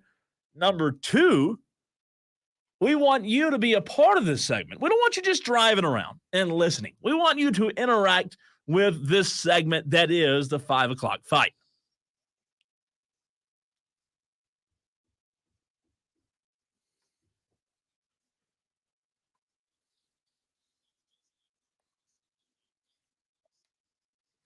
All right, every single day, like I said, we do this fight. We'll tell you at the very end how you can suggest fights. One person has to win. Diesel and I can we can give our best. We can give 110%. We can put all of our eggs in the basket, but at the end of the day, somebody has to win. Somebody has to lose. That's where you come into play. 71307 is the number to our text line. Again, that's 71307. Start your text with the word fan. Also, get in on the stream. Let us know who you think wins, who you think is the loser on the stream. It's time for. All right, Diesel, get your hands up, get your fist up, because it's time to fight over something that I really, really believe I'm going to win. And that is hard shell versus soft shell. Yesterday was Cinco de Mayo, or I'm sorry, Sunday was Cinco de Mayo. Oh, I thought you meant like when you eat turtles. No, not that. You're terrible. Mexican food, Diesel. Okay. Mexican food is where the topic of conversation. Yeah. Soft shell and your Mexican food, or are you a hard shell guy? Well, we know the real answer, Cole, is when you wrap a hard shell taco with a soft shell taco. That is the true goat of Mexican food, but that's not the question here. The answer, Cole, is very easy. It's the soft shell taco. It's more versatile. There's more options. You can load your taco up with whatever you want, and it's not going to split the thing open. It's not going to come crashing down, okay? You can put chicken strips in there. You can put shrimp. You can put beef. You can put whatever you want in there. And you just fold it up, ready to go. No, man, I want the crunch. I want the, it may make a little bit of a mess, but I want the crunch. I want to feel like I'm eating chips and a taco at the same time. I'll tell you what I love more than that, Diesel. Why don't you get a soft shell taco and some chips? Well, that's not a bad option, but we're having the fight about this. Hey, I like the hard shells that are flavored at the taco restaurant. This is the drive-through that everybody hates on. Yeah. How about those flavored? You like that? I do like flavor on my taco shells. Yeah. That's good, man. That's good. But you're wrong. I hate to tell you you're wrong, but you are. The truth is you can't go wrong either way, but we got to fight about it. We have to disagree. We have to disagree, and I'll take a hard shell any day of the week. But I do like the flour. If I'm going to eat a soft shell taco, I want the flour tortilla. That's not even a question. Corn tortilla. That's not a debate. The corn tortilla, there's just the consistency is just wrong. And it doesn't taste as good. It's wrong. It's wrong for a soft shell taco. You are correct. It's got it always 24/7, 365. It's got to be flour. Let us know what you think. Who won that first round? Hard shell, soft shell. Where do you weigh in on the text line and on the stream? It's now time for. So, Diesel, last night you watched a little bit of the Tom Brady roast. I watched about the first third of it. Yeah, it takes 3 days to watch it. It's 3 hours long. I got to the point where Kim Kardashian bombed on stage. I was like, I'm done. I watched it. I watched the back end on Sunday night. I loved it. I enjoyed it.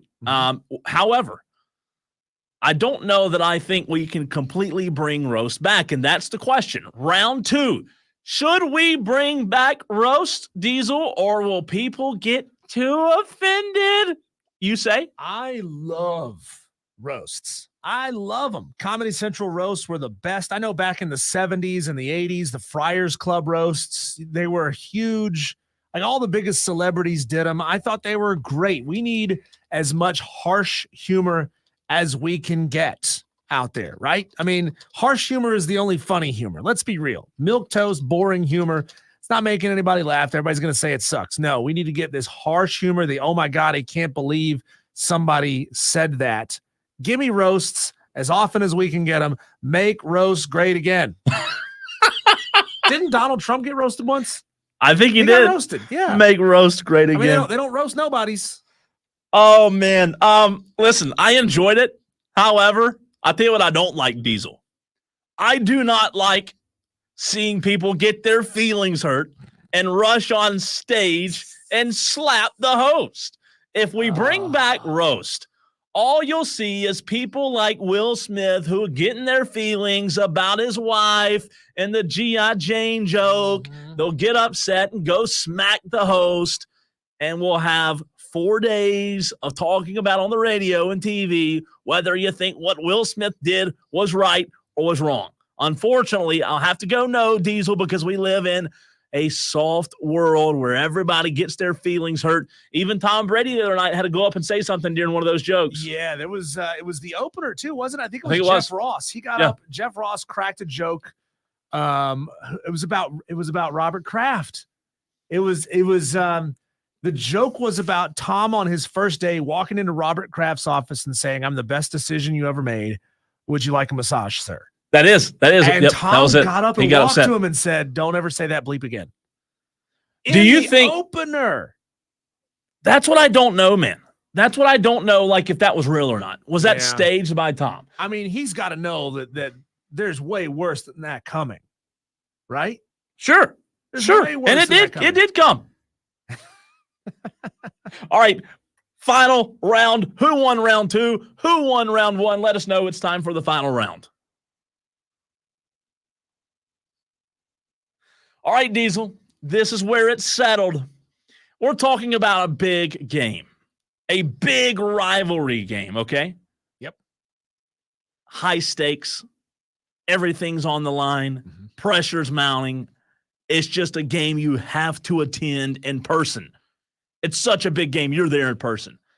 Would you rather it be a college baseball game or a MLB baseball game? Ooh, so we're talking here like Mississippi State, Ole Miss, or Yankees, Mets, or Yankees, Red Sox when it really matters. That's how big we're talking about here.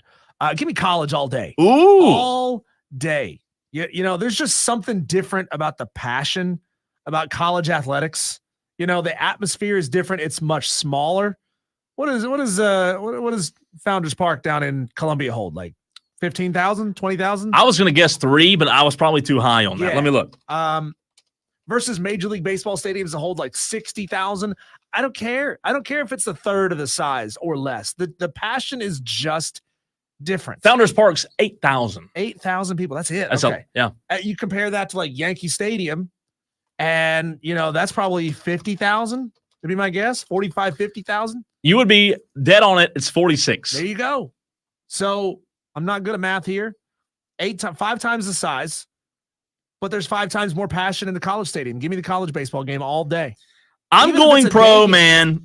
I'm going pro. At the end of the day, I want to see the best of the best. I want to see the elites of the elites in this rivalry game.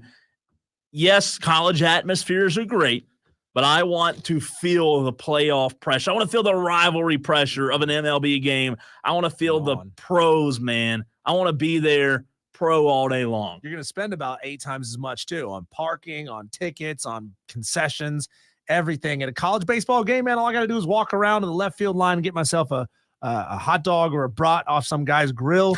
It's going to taste way better than whatever boiled hot dog you're going to get out of the concession stand. Yeah, and you're going to get food poisoning from Rob's brat. Let us know who wins on the text line, on the stream. We're live, Facebook, Twitter, YouTube. How can you come up with a 5 o'clock fight for us? Well, I'm glad you asked.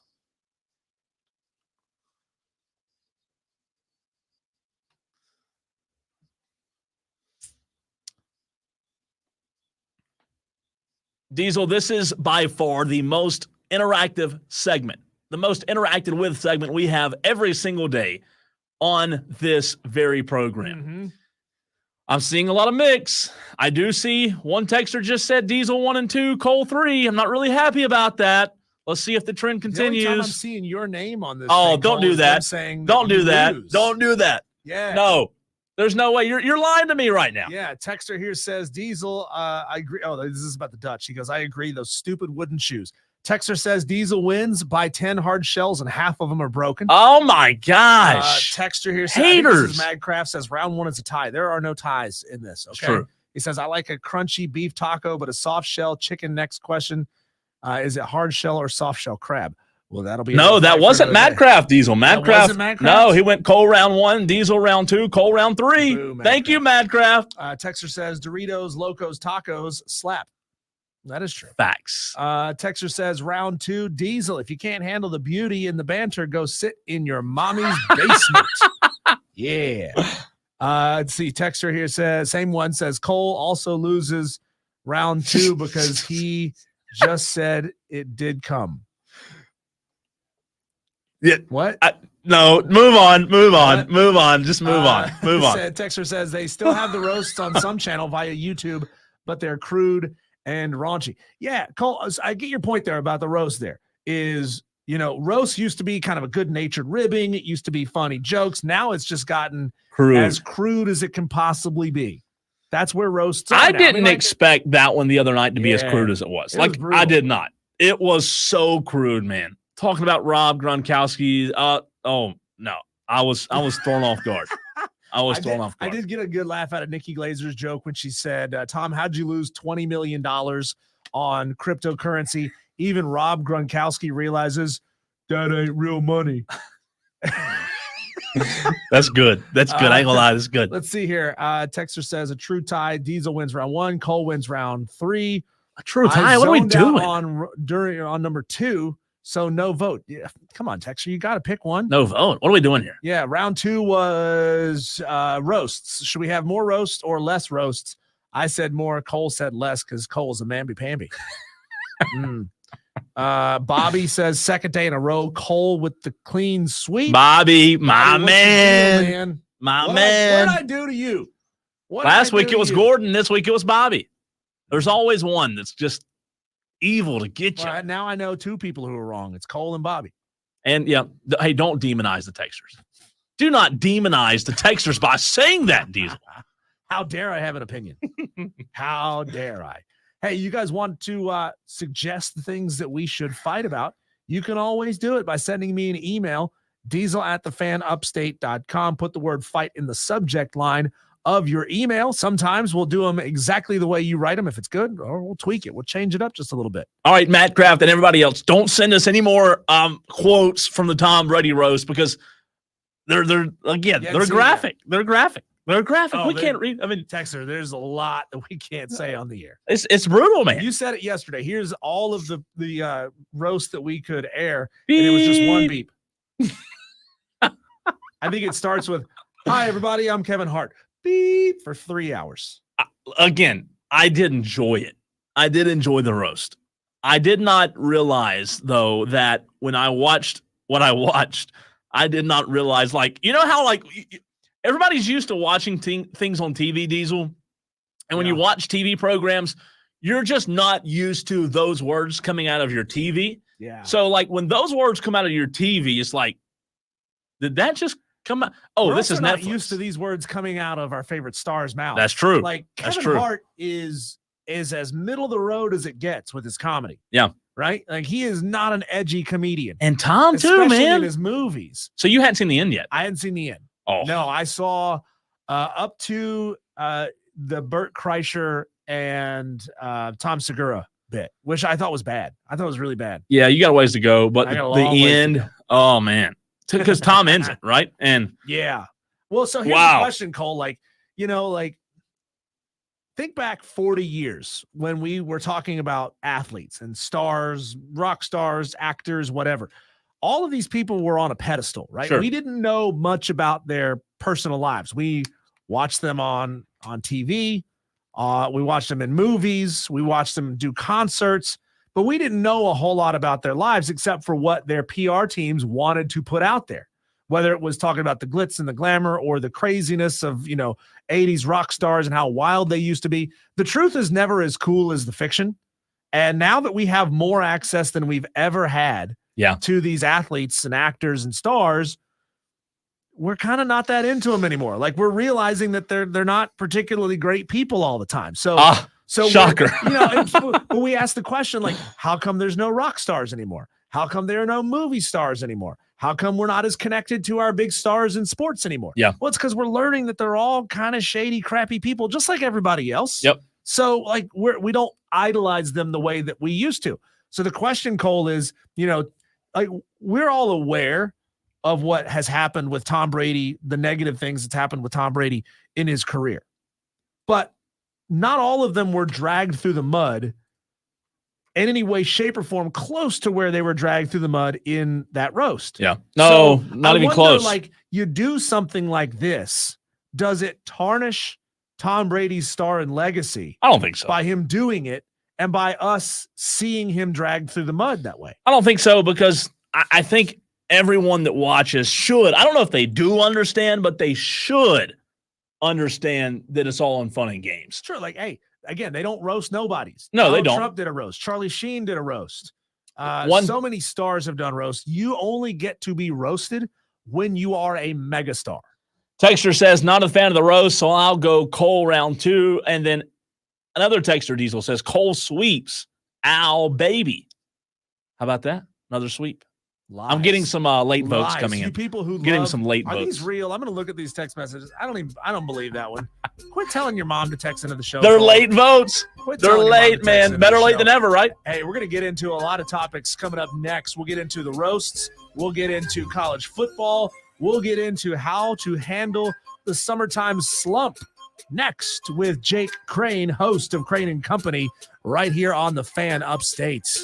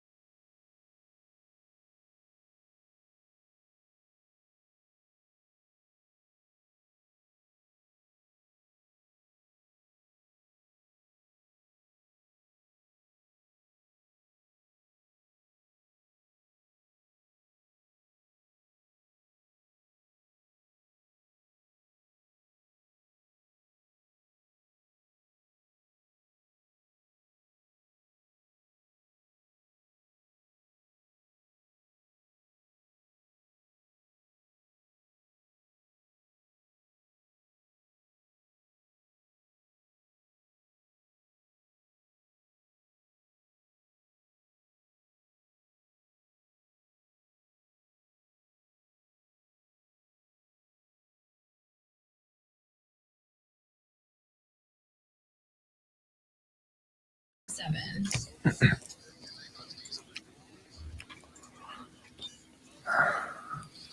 Cole, I don't like the period of the year that we're headed towards. We're headed towards the dark days, the dull times, when there's not a whole lot going on. So that's what I want to start with our guest on. Jake Crain, host of Crain and Company. Find him on Twitter at @JakeCrain_ at @RealDailyWire. How, Jake, do you, Blaine, and David survive the dog days of summer where there are sports, but they're really not the good ones? And like for football fans, Jake, is the USFL really the answer? Will it survive and capture our hearts? Well, number one, I mean, it's you feel like you're almost on your way up to the Night's Watch during this time of year. I mean, a lot of it, and the transfer portal has helped. Obviously you talk about quarterback battles, this, that, and the other. Yeah, it is the dog days. I mean, you can't just Aaron Rodgers it and go sit in a dark cabin in the woods with the lights off until it happens. But no, look, I love football. It's obviously my favorite sport. But when it comes to the USFL, it's like, listen, like Coca-Cola is my favorite. Like, I don't want to drink Coca-Cola zero sugar. If I have to, I will. But I don't enjoy it nearly as much, even though my hometown state of Alabama has without a doubt the best USFL team. No, it just doesn't hit the same. Jake Crain joining us on Wire to Wire every single day. Jake, I want to go back one segment. I don't know if you know this, but we do a segment at 5 o'clock called the 5 o'clock fight. Every day, Diesel and I have to disagree on every single round, okay? I'm going to get rapid fire here with you and see where Jake Crain weighs in, okay? Round one. Do it. In honor of Cinco de Mayo this past weekend, hard shell or soft shell taco guy? Oh, hard shell all day. Listen, I don't hate soft shells, but I want that crunch. I like crunchy and crispy. Give me the hard shell 10 out of 10. Okay, round two. Bring back roast, or do we live in a world where people get offended too easily? Well, I hope this is comedy making its comeback. Bring it back. I think comedy shouldn't be censored. I think it's something that, makes us better. We need to be able to laugh at ourselves, especially as serious as society is. But no, I'm big on roast. Keep the roast going. Okay, in round three, big rivalry baseball game. You said last time we had you on, you were a baseball guy. You may be a little biased toward this question, but if it's a big rivalry game, you're attending in person, you want to be there. MLB or college baseball? College baseball, 100%, especially after last weekend. I went to Starkville for the first time, went to the dude. College sports just hits different, and I'll die on that hill. Jake Crain of Crain and Company joins us on the show here, man. I watch your show each and every day, and I think all of our Tolos should do the exact same thing. Absolutely fantastic production that you guys put on every day. But Jake, this year there's so much change going on in college football. Oregon, Washington, USC, and UCLA, Texas and Oklahoma, SMU all enter their new conferences this year. Among those, Jake, who hits the ground running, and do any of them maybe have a chance to win their conference in the very first year? Well, first off, I appreciate you watching. I love what you guys are doing. You guys are killing it right out of the gate. Try and catch y'all as much as humanly possible. This is something we're going to continue to talk about. I think Utah is going to win the Big 12. We don't typically make our predictions till the end, but I'm pretty bullish on Utah. I think they're going to be one of the most physical teams in the conference. And I think Oregon is going to end up playing Ohio State twice. I think they're going to play them at home and then in the Big Ten championship game. I think Oregon's more Big Ten than they were Pac-12. The Texas one, I'm a little bit nervy on for a couple reasons. Not that Texas, it doesn't have a really good roster. Not that Sark doesn't understand it, because he obviously does, coaching in Alabama, being in the SEC. But I think it's a common misconception that it's, you just got to beat Georgia, or, you just got to beat Alabama. The hardest part of the SEC, it's the grind. It's not having a week off outside of, Vanderbilt, if we're going to be honest. But they're here so we can point and say we care about school too. So give me Utah and give me Oregon. Hey, Jake, I want to ask a question. On Friday, we did a segment about college football. Since we're on topic, I'll keep it on college football. But I asked a question to our audience of what, in their opinion, would send a major shockwaves to the system of college football in 2024. What does Jake Crain think would be big enough to send a shock to the system in college football? Obviously we have, the 12-team playoffs that we're coming up on. I think something that would send a shockwave is if Colorado was able to come through and win 8 games. We saw how crazy it was last year when they started out 4-0, albeit it wasn't the sexiest 4-0. But I thought it was great for college football. Now, I will say, I don't even think it may be Colorado winning 8 games. I just think it may be Colorado either exploding or imploding either way. I think that would be the biggest thing that's talked about. So give me Colorado either way. Find him on Twitter at @JakeCrain_. Follow at your own risk, because, Jake, I learned a little bit too much about you today with your tweet that briefs without holes had to be invented by an evil person or an 8-year-old. But I will validate you and say that I did have someone approach me once in the beer line at a concert in Asheville, North Carolina, which, if you've ever been to Asheville, or if you haven't, it's a little bit of a suspect city, and ask me, Cole, if I go through the flap or over the top rope. So that being in your mind is not an invalid thought process. So I just wanted to let you know. It weirded me out, but I understand where you're coming from. Look, I think you can tell a lot about a person by whether they go through the flap or the top rope, but that's a story for another day. Yeah, I don't get it. Like, why are we having briefs? Like, you don't see boxers without holes in them. Just what psychopath thought this would be a good idea? It was probably somebody in Europe. Jake, speaking of through the flap or over the top rope, I'm sure you know about this story. The pro women's dart player who refused to compete against a trans male athlete in the Dutch Open tournament. First of all, Jake, what's correct here? What do we call these people? Not the trans people, but the athletes who throw darts. Are they darters? Are they dartists? I'm not entirely sure. That's a good one. But ultimately, what's the tipping point on all of this trans athlete things here? Do women and girls have to forfeit half of all sporting events before the point finally gets across that they don't want to compete against boys? It's the fact that we're even having to have this argument is one of the many reasons why the aliens won't talk to us. I'm a firm believer. This is the dumbest thing of all time. Here's what I think is going to happen. And I don't think one of them is actually going to happen, because so many women, as sad as it is, that are high profile, are so afraid of losing their sponsorship that they're not going to come out and say anything. I think what's going to end up happening is you're going to have a dude go and play a women's sport that's a mainstream women's sport. Like, you're going to have for it to be so obvious and so in your face that they're like, we can't get away with this anymore. If you haven't noticed, all of this men and women's sports stuff is happening in like darts, or it's happening in like cycling. You don't see it happening in high-level women's college basketball. There was somebody tried to pull this off in women's volleyball at Washington, and they were like, no, we can't do it. And the fact that I don't think it'll ever happen. I don't think they'll have a man that goes to a mainstream women's sport, because the minute it does, you've got to shut it all down. It's just such a ridiculous narrative. It's sickening, in my opinion. It's cowardly, in my opinion. I mean, heck, we had to make a comedy about it to bring awareness to it. But I think 99.999% of people agree on this. I've never met anybody who really doesn't truly, in their heart, believe that men and women's sports should be different. So I think it's going to take a mainstream, somebody coming in and just turning into LeBron James of women's college basketball for it to happen, or high-level women's softball. Some dude's going to have to come in there and drop like 55 tanks during a season. But as far as what you call people that throw darts, could you call them darticians? Are you a dartician? I think that may be one.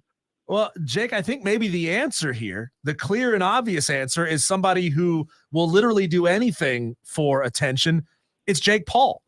Jake Paul is a YouTuber. He's an influencer. All he does are these ridiculous celebrity fights against dudes twice his age. Why?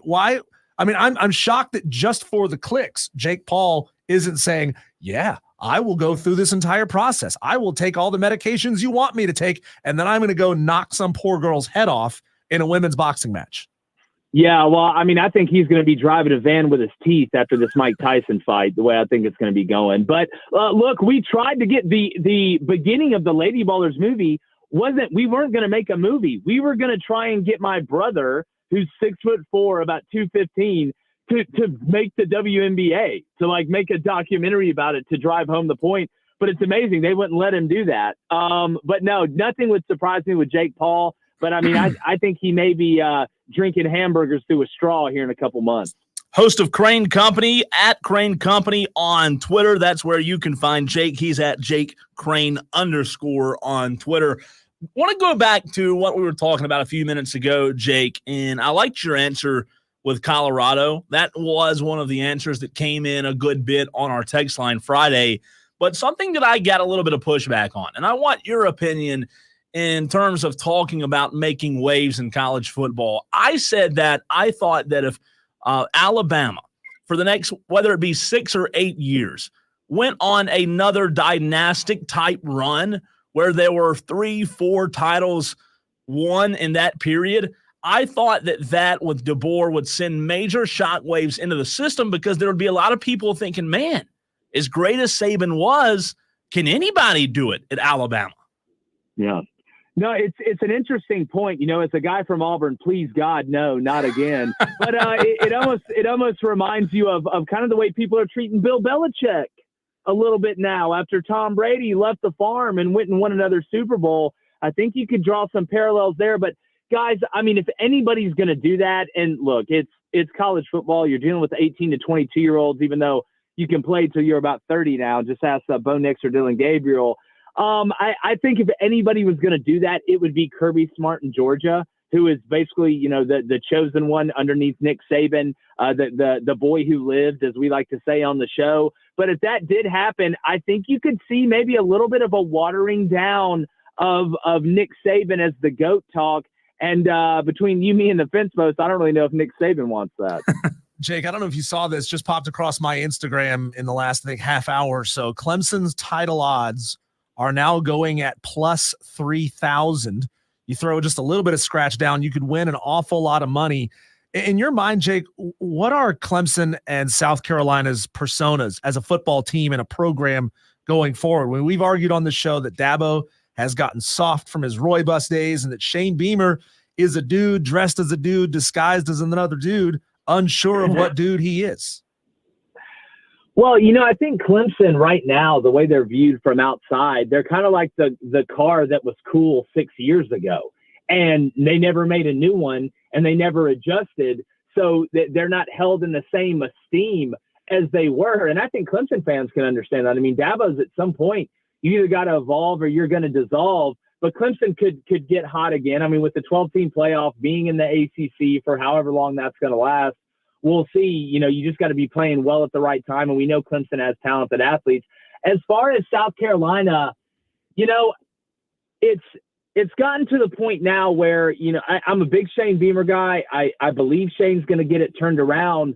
But when I look at South Carolina, it's kind of the, you know, you said this super hot girl was going to transfer in. She transferred in, and she looks like all the other girls. So, like, at some point, you're going to have to separate yourself when the makeup comes off.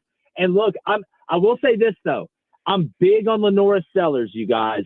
I think Lenora Sellers is going to be the guy that elevates Shane Beamer in South Carolina to where they want to go. But before that has to happen, they have got to start being better up front on the offensive line and defensive line. It's like they say, fat and slow is a bad way to go through life. Jake, in the SEC, the two new entries that I think most people will be looking at, Texas and Oklahoma. If I tell you one of them has to win a national championship in the next 3 years or even make a run toward it, is it just an obvious answer that it's Texas with Manning coming up, or is Oklahoma actually going to be able to have a dog in the fight?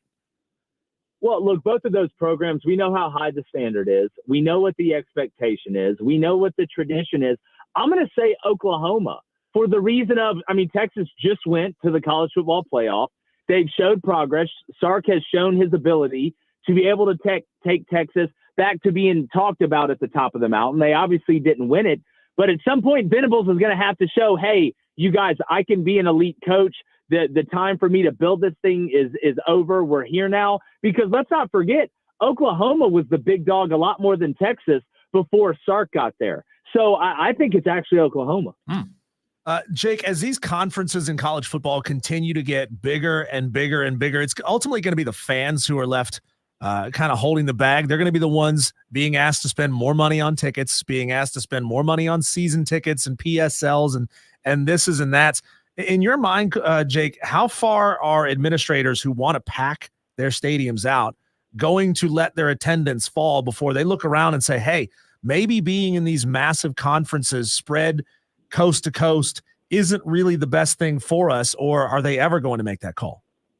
Well, I know they're the ones in the front of the line praying the economy turns around because that'll help everything. But, I always fall back onto, I feel like college football, where it's loved the most. Not everywhere, not every region, but the region where I live, the region where you guys live, it's almost like milk and eggs and bread. Regardless of how expensive it gets, you've still got to go buy it. So I think it would take some massive increase or some massive surge that is truly unattainable for the common man, to decide, listen, we just can't do this anymore. And the minute it hits them in the pocket like that, regardless of what's going on with the media rights, they're going to have to find a way to adjust. So I hope we don't get to that point. I feel like I said, it's like milk, eggs, and bread a little bit, college football, where we're from in the region that we're at. But I will say, it doesn't look like the prices are coming down anytime soon.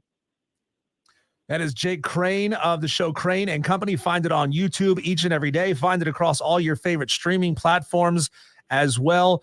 Jake, I would be lying if I told you that I didn't rip off a third of what you guys do on your show, because the production that you guys put together every single day is absolutely fantastic. The way you guys conduct your show, just the tightness, the nuts and bolts are absolutely fantastic. And we appreciate you being willing to come on this show as much as you do. Thank you so much. Well, I appreciate the kind words, my friend. We enjoy doing it. I still think I'm in a coma and going to wake up someday and realize it was all a dream. But like I said earlier, and I'm not saying this because you said that, you guys are doing a phenomenal job. You always have. But you guys taking over and rocking and rolling, man, not missing a beat. Super proud of you guys, and I'm always down to come on. Never too big, never too small. But the fan upstate, y'all are pretty big, and y'all are only getting bigger. So I appreciate it. That is Jake Crain. Find him on Twitter at Jake Crain _ at Real Daily Wire. Again, find him on YouTube each and every day. Cole, they're the kind of show just like us. They go after the issues that people really care about. I mean, let's be real. Breaking down X's and O's and tendencies and guessing what a coach is going to do with his scheme in May, it's boring. Yep. No, nobody cares about that kind. I mean, the super nerd fans care about that kind of stuff. But the real people, they care about the stories that are going on in sports. They do a good job covering that stuff, and I think we're trying to do the same thing here. We appreciate Jake's time. All right, coming up next, we will get to the daily buzz, the daily wires, the headlines, what happened last night, what's happening tonight, a lot of good games tonight, college baseball. He's Diesel, I'm Cole Bryson, and this is the Fan Upstate.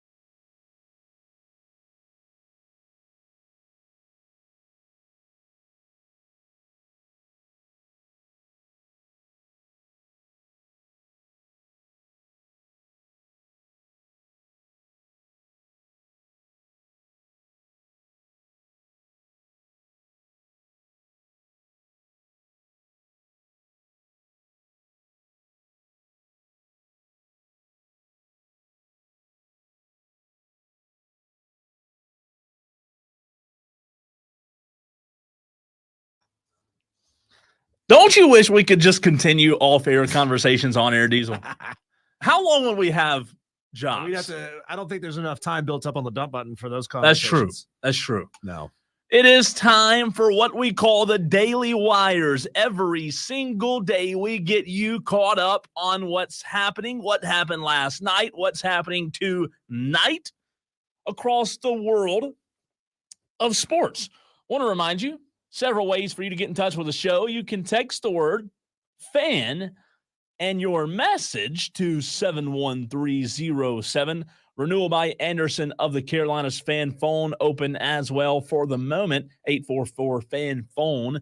Again, that's 844-326-3663. Daily Wires.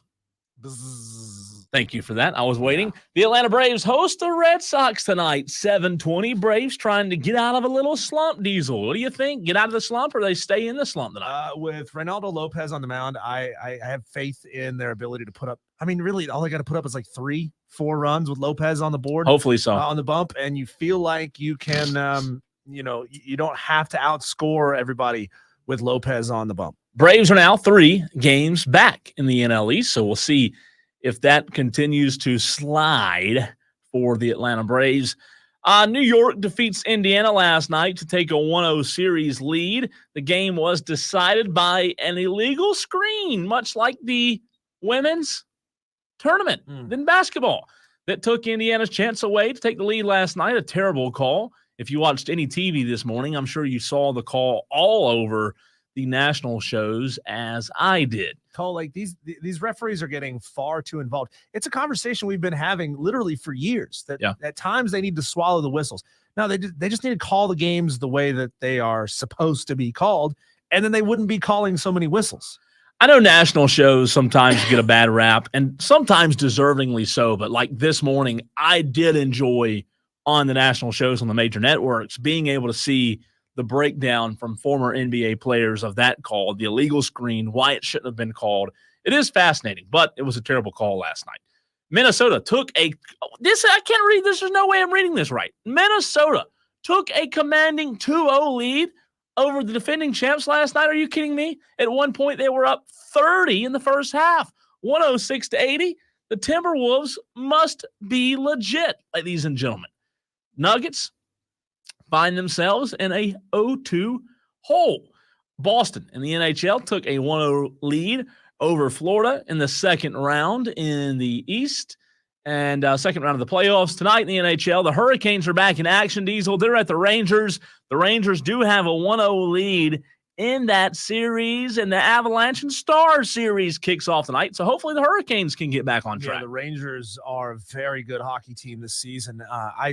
I remember misspeaking a week or two ago talking about the Hurricanes, saying that they had the best regular season record in the playoffs, best regular season record of a team who was in the playoffs. And a texter said, how about those Rangers? Yeah, they're tough. The Rangers are a very good team to start the series down 2-0 would be devastating. Yeah. For the Hurricanes. This is a must-win game tonight. I'll tell you what I was impressed with, though, was Dallas. Like, they're down 2-0 to Vegas, the defending champs. And, first round, the defending champs, they're up 2-0 over the Stars, and it looks like, man, they're gonna run shot. Well, what did the Stars do, Diesel? They went on to win 4 straight games, which was incredible. So the Stars advanced. Again, they host the Avalanche tonight. And also tonight in the NBA, you have 2 games. Eastern Conference, second round, Cavs at Celtics. Boston, last time I checked, are a 12.5-point favorite. I don't know if I love 12.5. That's a lot of points to me. But I do like in the second game tonight, Dallas at OKC. Dallas is a 3.5-point dog. I told someone on the stream earlier, I would not advise gambling or encourage it, but I do like Dallas plus 3.5. I really do. College baseball tonight, Diesel. Clemson, they are up in Charlotte.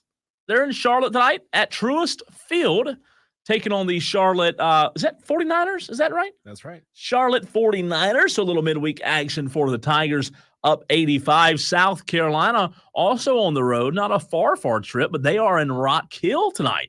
South Carolina at Winthrop. So Clemson, South Carolina, both in action, both needing wins down the stretch. I believe both will get wins tonight as Clemson's in Charlotte and Carolina is at Rock Hill, or in Rock Hill, rather, to take on Winthrop. Really cool, Diesel, that South Carolina does travel to Rock Hill. You know, Winthrop being a smaller school. That'd be a cool atmosphere tonight. Yeah, it's cool. I remember yesterday, though, I brought this up. This is something that bugs me, that a lot of the SEC and ACC teams, and I'm sure it's the same in the Big Ten and the whatever's left of the pack and the Big 12, but these teams host way more home games than they play games on the road. So you don't really get a great sense. And I do wonder how detrimental it is to some of these teams that don't really test themselves on the road. Yeah. A lot throughout the season. Of course, I mean, if you're in the SEC, if you're South Carolina, sure, you're playing road series at Tennessee, where they played a road series at Missouri. So you are playing road games, but you're not playing nearly enough road games. I mean, it was to the point where some of the schedules we looked at yesterday, just off the top of my head, you were seeing teams that had played 25, 26, 27 games at home this year, but had played somewhere like 11 or 12 games on the road, which that's just 4 road series. Yeah. Total. Now, the way they get around this, Cole, is they play a lot of neutral site series. You know, if instead of playing a true road series at Winthrop, sure, you know, you'd play at a neutral site, or like Clemson is doing. They're not traveling to play at UNC Charlotte. They're playing at Truist Field in Charlotte. So they're not technically playing a road game. They're playing a neutral site game. Part of that, I'm sure, has to do with attendance. But I mean, I think you should be testing these teams as much as you possibly can with real road games. I don't like the schedules being so lopsided for home games for these big programs. I'm with you, man. I hear you. Yep. Cole, when we come back here on Wire to Wire with Diesel and Cole Bryson, should celebrities and athletes want to be roasted? Not everybody takes it as well as Tom Brady did over the weekend. We've got some audio, Cole, of Kendrick Perkins clapping back when Chuck and Shaq roasted him a little bit. That's coming up next here on Wire to Wire on the Fan Upstate.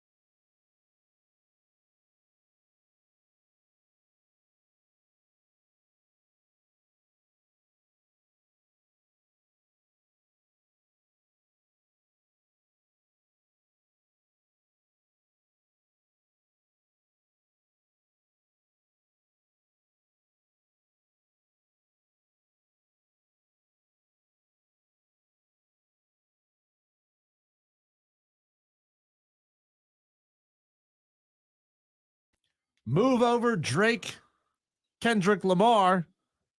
Give me Chuck v. Kendrick Perkins. Yes, all Man, day long. I love Charles Barkley. And I love Kendrick Perkins. I can't stand Kendrick Perkins. See, I love but it. That's what makes him entertaining, Yes. right? Like, yes.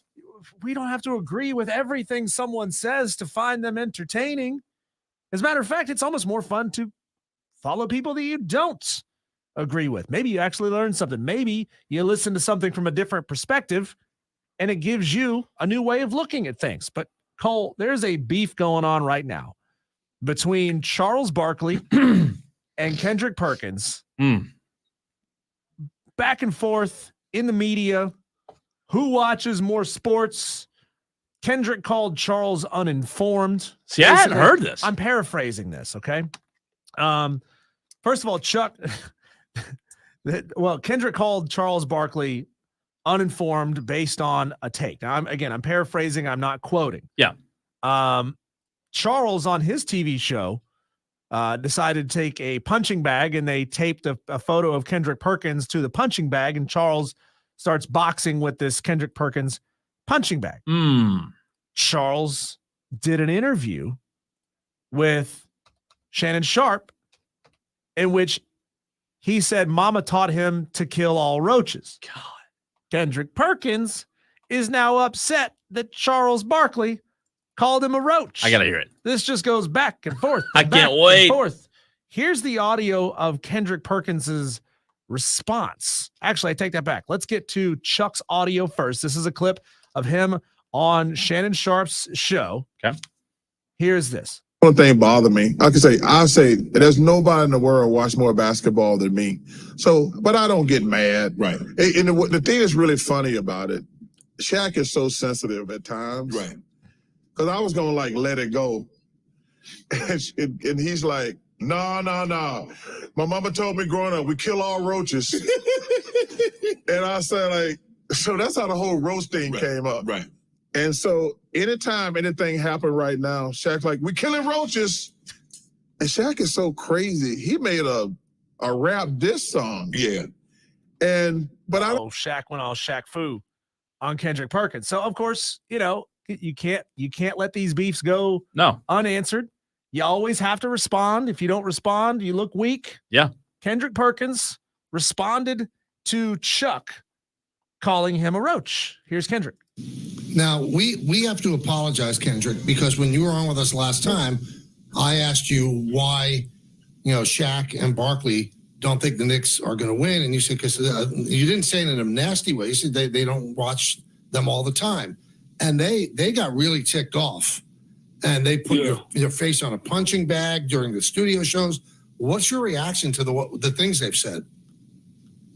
Oh, they'll be all right. And y'all don't have to apologize.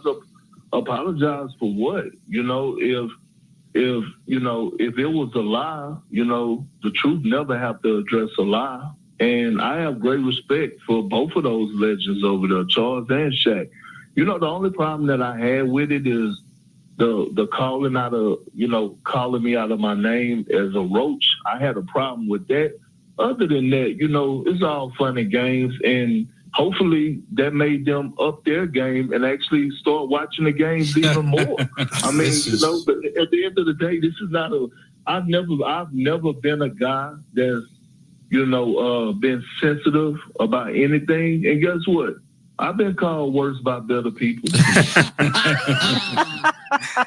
Hey, you know what though? You may laugh. Called worse by better people. I'm going to defend Kendrick Perkins. You know what Kendrick Perkins has that old Chuckster don't have? That would be a ring. What? So having a piece of jewelry on makes you righter than Charles Barkley? It makes a little. It helps a little bit. It helps a little bit. You're blinded by the wrong things. No, Cole. it helps a little bit. You're blinded by the wrong things. Look, I don't have a whole lot of respect for Kendrick Perkins as an analyst. You don't like him? No, I don't, because that dude will go to the race card faster than anybody. I've seen him do it multiple times, and I don't like that. I think it's low hanging fruit. I think it's way too easy to go there, and it stops your ability to think critically as the analyst, and then it stops the listeners' desire to think critically about what's going on, because now they're I get that. Now they're focused on this big glaring issue, the race card, right? So Kendrick goes there way too fast, too many times, and I don't like that about him. I get it. But I will say, Cole, that these beefs are entertaining. Oh, It's like we had a beef with Rob Brown to start the show. Rob Brown had a beef with you.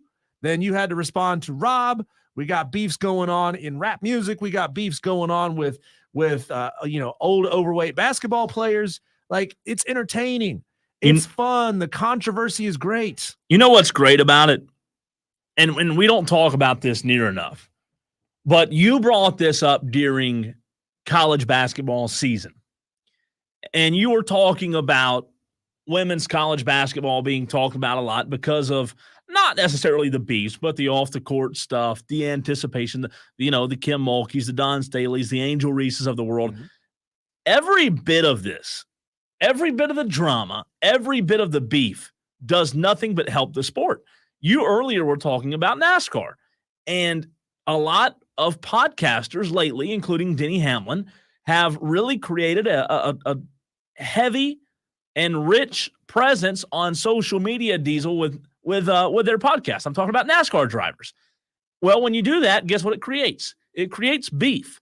So I say, if you're a dying sport, if you're a NASCAR, if you're an MLB, you need more beef. You need more things that are going to be talked about on shows, TV shows, you name it. You need more headlines. You need more things in the news so that people will actually watch your product. Drama sells. It does. Drama sells. And that's one thing that I think Major League Baseball is sorely missing out on. Oh, God. They are not talking about, beef and drama between players. There's none. Enough. It's awful. I mean, it's awful because, Cole, like, you have a beef with a guy because of something that happened 3 seasons ago when you were on 2 different teams than you're on now. They don't bring the stuff up enough. You don't. There's no drama in the MLB. Yeah, it's boring. And I'll tell you what else. Baseball players in the MLB. I mean, thank God for Shohei and Ippei for stealing some money. But listen, baseball players in the MLB, Diesel, have one thing that we've got to work on. They've got terrible personalities. Like, we've got to be able to bring their personalities out, showcase their personalities, talk about it, create drama, create beef. I'm not saying we just create beef for the point of creating beef for clicks, but at the end of the day, as you said, that's what sells.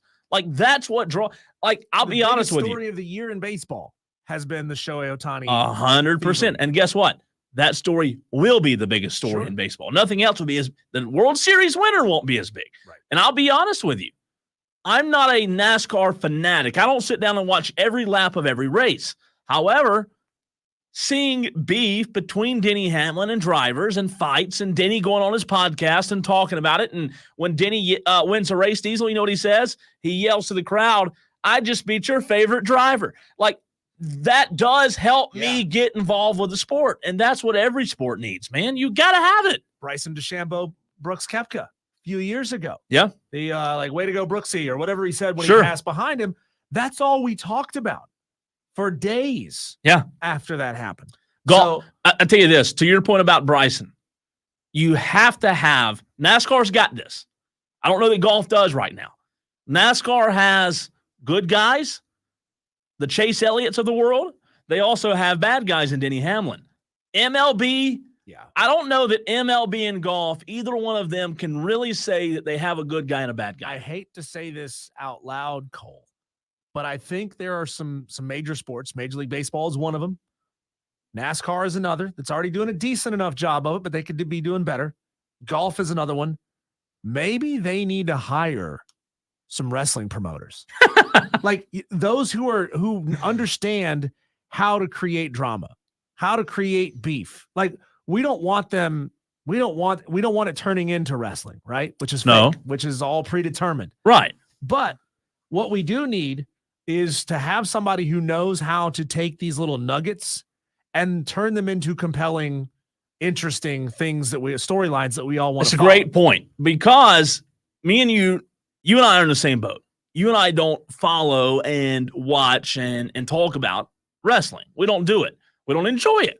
However, even though I'm not a wrestling fan, I will admit that once Vince McMahon left the building, now that they're under new leadership and guidance, whoever, whether it's Triple H or whoever it is, Diesel, whoever is doing what you just said, sitting down, writing the scripts, like they're doing a good job keeping it entertaining. Last WrestleMania was the most viewed WrestleMania in forever. I agree with you. I'm not saying these sports need guys that are going to sit down and script it, but we do need something to generate buzz on the outside, because if you get buzz on the outside, it'll help people look on the inside. Yeah, I mean, look, we all know that wrestling is fake. We all know that reality TV is Yeah. fake. None of that stuff is real. It's all scripted. I don't want it to become that. I don't want Major League Baseball to become that. I don't want, two guys in opposite dugouts chirping at each other, over made up beef. Yeah. What I do want, Cole, is somebody whose job it is to study these players, study these, what's going on in their lives, real things that are going on in their lives, and then highlight that. I mean, it doesn't even have to be the players going after each other on the field. These can be recorded clips that play between innings. It's a lot of social media web content. It is. Use that to make these players more compelling and more interesting, instead of these just washed out stories about, hey, so-and-so gave $1 million to the local Boys and Girls Club. Great. That's awesome. I'm happy for them. But it's not you, entertaining. It's not interesting. the NBA is going to have a serious problem the day that those four, talking about Shaq, Chuck, Kenny, when those four leave and they're no longer on TV, the NBA is going to have a problem, because there are a lot of people, casual basketball fans, who follow the NBA enough because of those four guys, because guess who they are? They're the best to ever do it. Some of them are. Shaq, Chuck. I mean, they are stars from their era. You have to have that, and baseball is different. Like, you watch Sunday Night Baseball, there are guys who played, but Diesel, I cannot sit down. If the Braves are not playing, I'll be honest, I can't sit down and watch a full Sunday Night Baseball game if the Braves aren't playing. When was the last time you actually sat down and watched a Braves postgame show?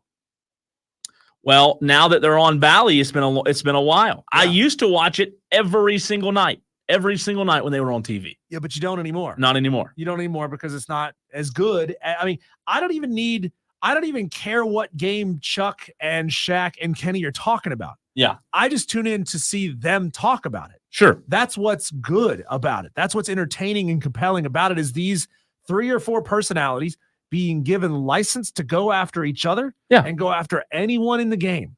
That right there is an underrated part of what makes them so good. The only Number thing, one, they have the personalities. They have the strong enough personalities to do it. Number two, they have producers and showrunners who say, hold nothing back. Yeah, they're fantastic. Say anything you want about anybody you want. You know why? Because the more controversial and funny it is, the more our ratings go up. The only thing it's Diesel, the Howard Stern effect. Once they finally realized Howard Stern's antics actually got them the ratings, they said, Stern, do what you want to do. Mm-hmm. Once those guys leave, the only thing that I think would move the needle in a serious way is somebody like I'm just thinking, I'm an NBA fan. I love it. But I'm also thinking when it comes to those guys retiring, Diesel, it's going to have to be,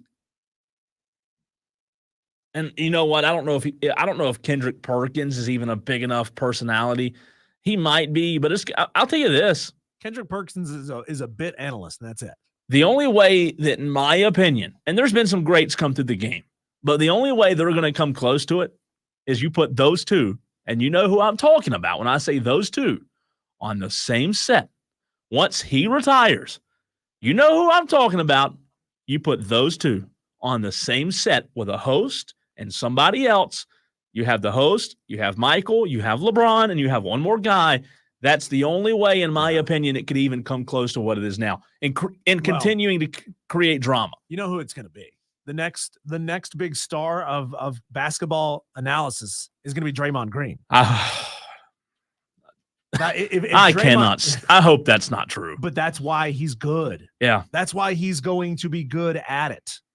I'm not a Draymond fan, if you couldn't tell by my. Yeah. I'm not a Draymond Green fan, man. I'm not. Give me a Dennis Rodman, Draymond Oh, Green God. post-game show. That's what's up right there, man. Those two couldn't be on. They wouldn't make it.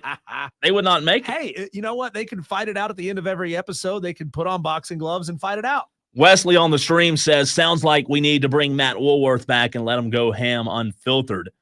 Again, FCC. Yeah. Don't know if that'll work. Yeah, Wesley, we were going to re-air that interview, but he said a no-no word twice. Made us hit the dump button twice during that interview. So, no, we can't bring that one back.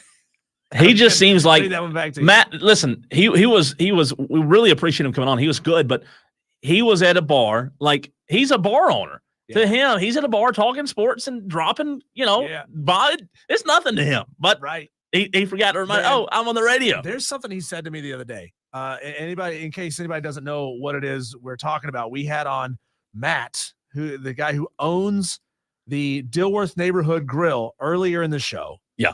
At 4:00, which you can go back and hear that interview on the podcast later. We had him on the show at 4:00, and he told me in person the other day, we were talking about why David Tepper couldn't resist turning back into the restaurant, coming back and causing a scene after he had already been a jerk in press conferences, after he had already gotten blistered on the internet for throwing a drink at fans. He said he can't resist because he might be on the spectrum. Oh, When he said that to me, and I wasn't going to press and try to get him to say it again. I hope he did. I wished he would have. But he said, I think Dave Tepper might be on the spectrum.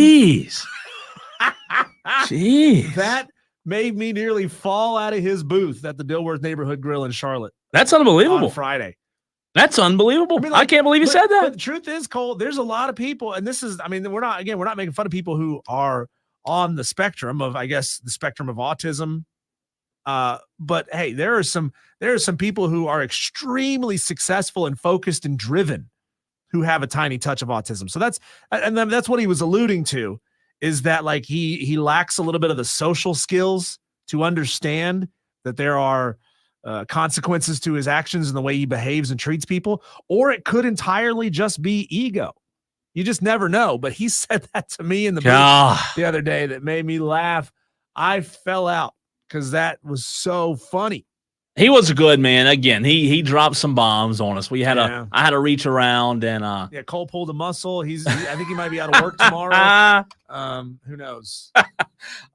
I did enjoy it. Like I tell you this, what's great about it is it's so close to home, right? It's right here in our backyard. Yeah. That's what's fantastic about all that. Yeah. And he, it's funny is his sign said originally, congratulations to the new Panthers, but then he changed it to hats off after Dave Tepper took the guy's hat off. All Dave Tepper had to do would cost him a couple $100 is to get a box of jerseys. They all have them. Like, I'm talking the good jerseys. Yeah. Like the game worn jerseys, the good ones. Take a box of those down to the store, down to the restaurant, and say, ha, you got me. You know what? You're right. I meddled a little bit, but you know what? I am a man of the people. Here's some hats. Here's some jerseys. Here's your entire tab for the entire bar paid off. It would have cost him a couple $100. Oh, if that. Millionaire. I mean, he probably has them. Yeah. Who am I to tell somebody what to do with their money? But like for him, it is a drop in the bucket. What was his fine for throwing a drink? Like $300,000, and then not enough. Came out to be for a guy of his net worth like $1.75. I think he found that fine money in his couch at home. That's what kind of money we're talking about. Coming up next, Diesel, I have a projected regionals list. Where is South Carolina? Where is Clemson? Is South Carolina a regional host according to this very projection? Find out next. Tease Diesel. I'm Cole Bryson, and this is the Fan Upstate.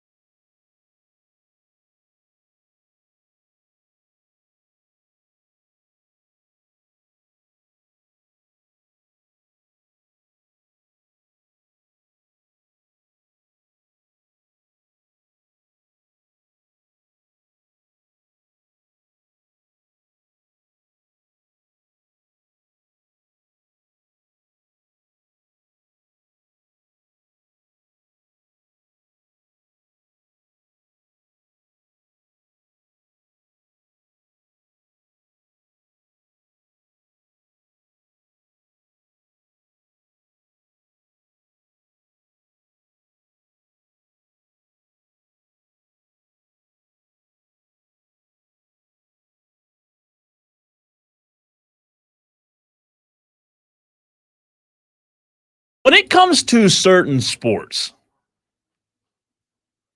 I would rather listen to them on the radio versus watch on TV. It's an excitement. It's a thrill for me.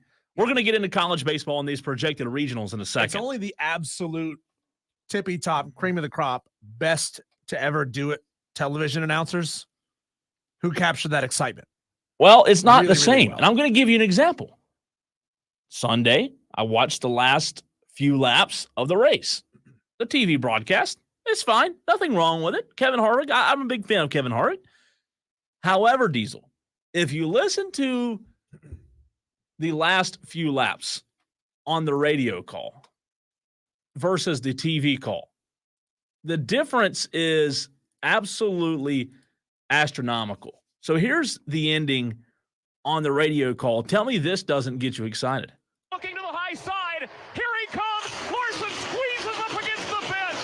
Chris Buescher gives him room. They're going to drag race to the start-finish line. Here comes Truex. They bang sideways at the line.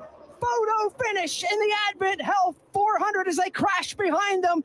Chris Buescher by 1/1000th of a second beats Kyle Larson to the line. Ford Mustang Dark Horse in victory lane at Kansas Speedway. Their first win of the season. Chris Buescher takes Roush Fenway Keselowski to victory lane in Kansas. Larson second. Chase Elliott third, Martin Truex Jr. was fourth, and Denny Hamlin was fifth. Let's go to Kim Kuhn. And this team is losing their minds. They get the first win for 2024 for Ford. Chris Buescher coming across the line to his team, just cheering. Scott Graves is the guy on top of the box. Here's where she realizes, wait a minute. Okay, they're saying maybe Larson maybe won, so they're tempering their excitement down here. We'll wait to hear what the call was. All right, we're gonna. They just changed it on timing and scoring and put Kyle Larson as the winner. So Larson by 1/1000th of a second. You cannot beat the radio broadcast of NASCAR. It's phenomenal.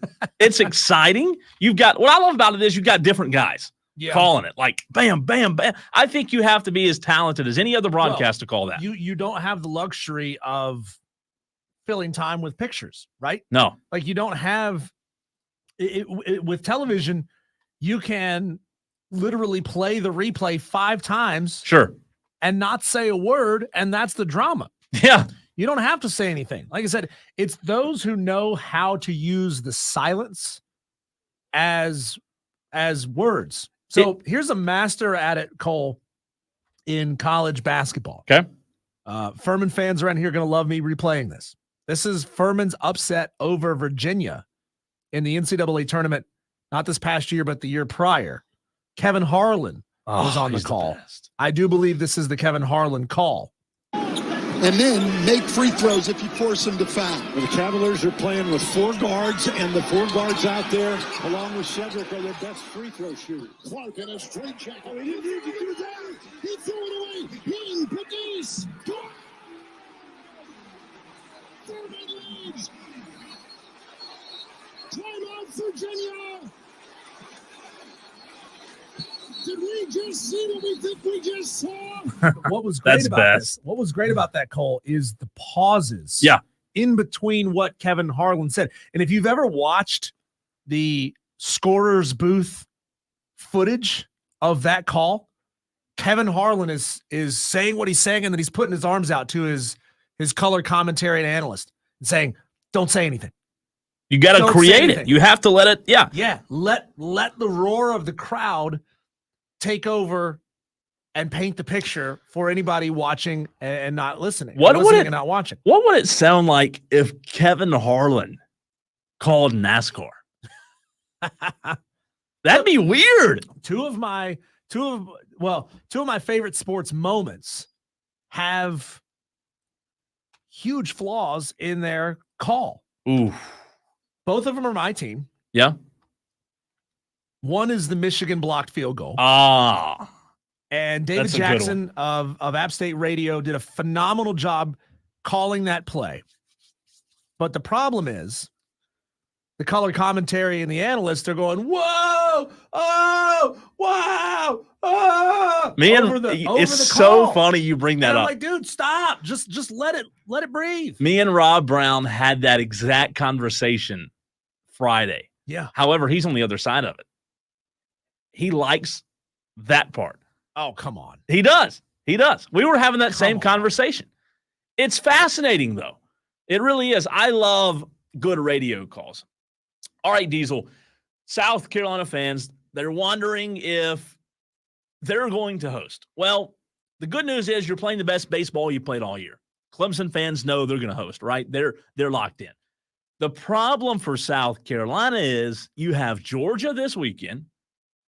You better win that series because you get the number 1 ranked Volunteers the final weekend.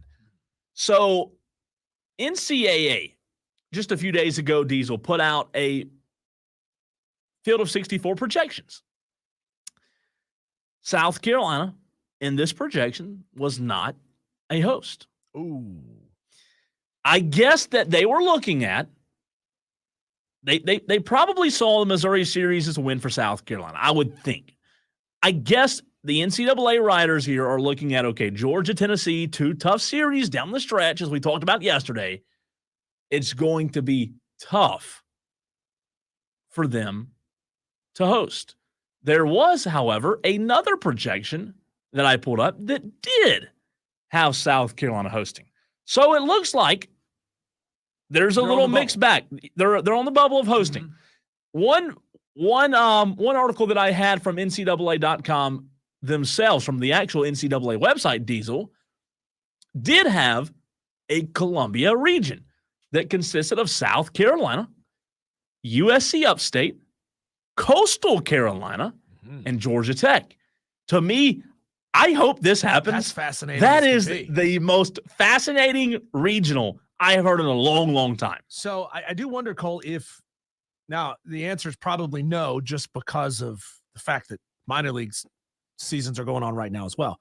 But wouldn't it be great if USC Upstate could host a regional, but host it at the new Spartanburg Baseball Stadium or host it at Fluor Field? I mean, we saw what happened a couple of years ago when I believe it was Campbell had earned it was the hosting slot, but they took it away from them because they were not a big enough stadium and couldn't host enough people. So they gave it to South Carolina instead. They did. And, they did it because South Carolina could sell more tickets and they had the hotel infrastructure and all of those other things. And people will say, well, Campbell got beaten that regional. It's proof that they didn't deserve to host a regional. No, because it's not apples to apples. Okay. They weren't playing in their home ballpark. It's not the same thing. I mean, the same thing might have happened, but you can't say that definitively. Yeah, you don't know. You just don't know. So, I mean, that was proof to me that the NCAA or the selection committee makes these brackets, and they do consider, the ability to sell tickets and the ability to put fans into hotel rooms. Sure. And make money. I will say this, though. If that was to happen, if it shook out with South Carolina, Upstate, Coastal, and Georgia Tech, South Carolina would be playing, in my opinion, the Super.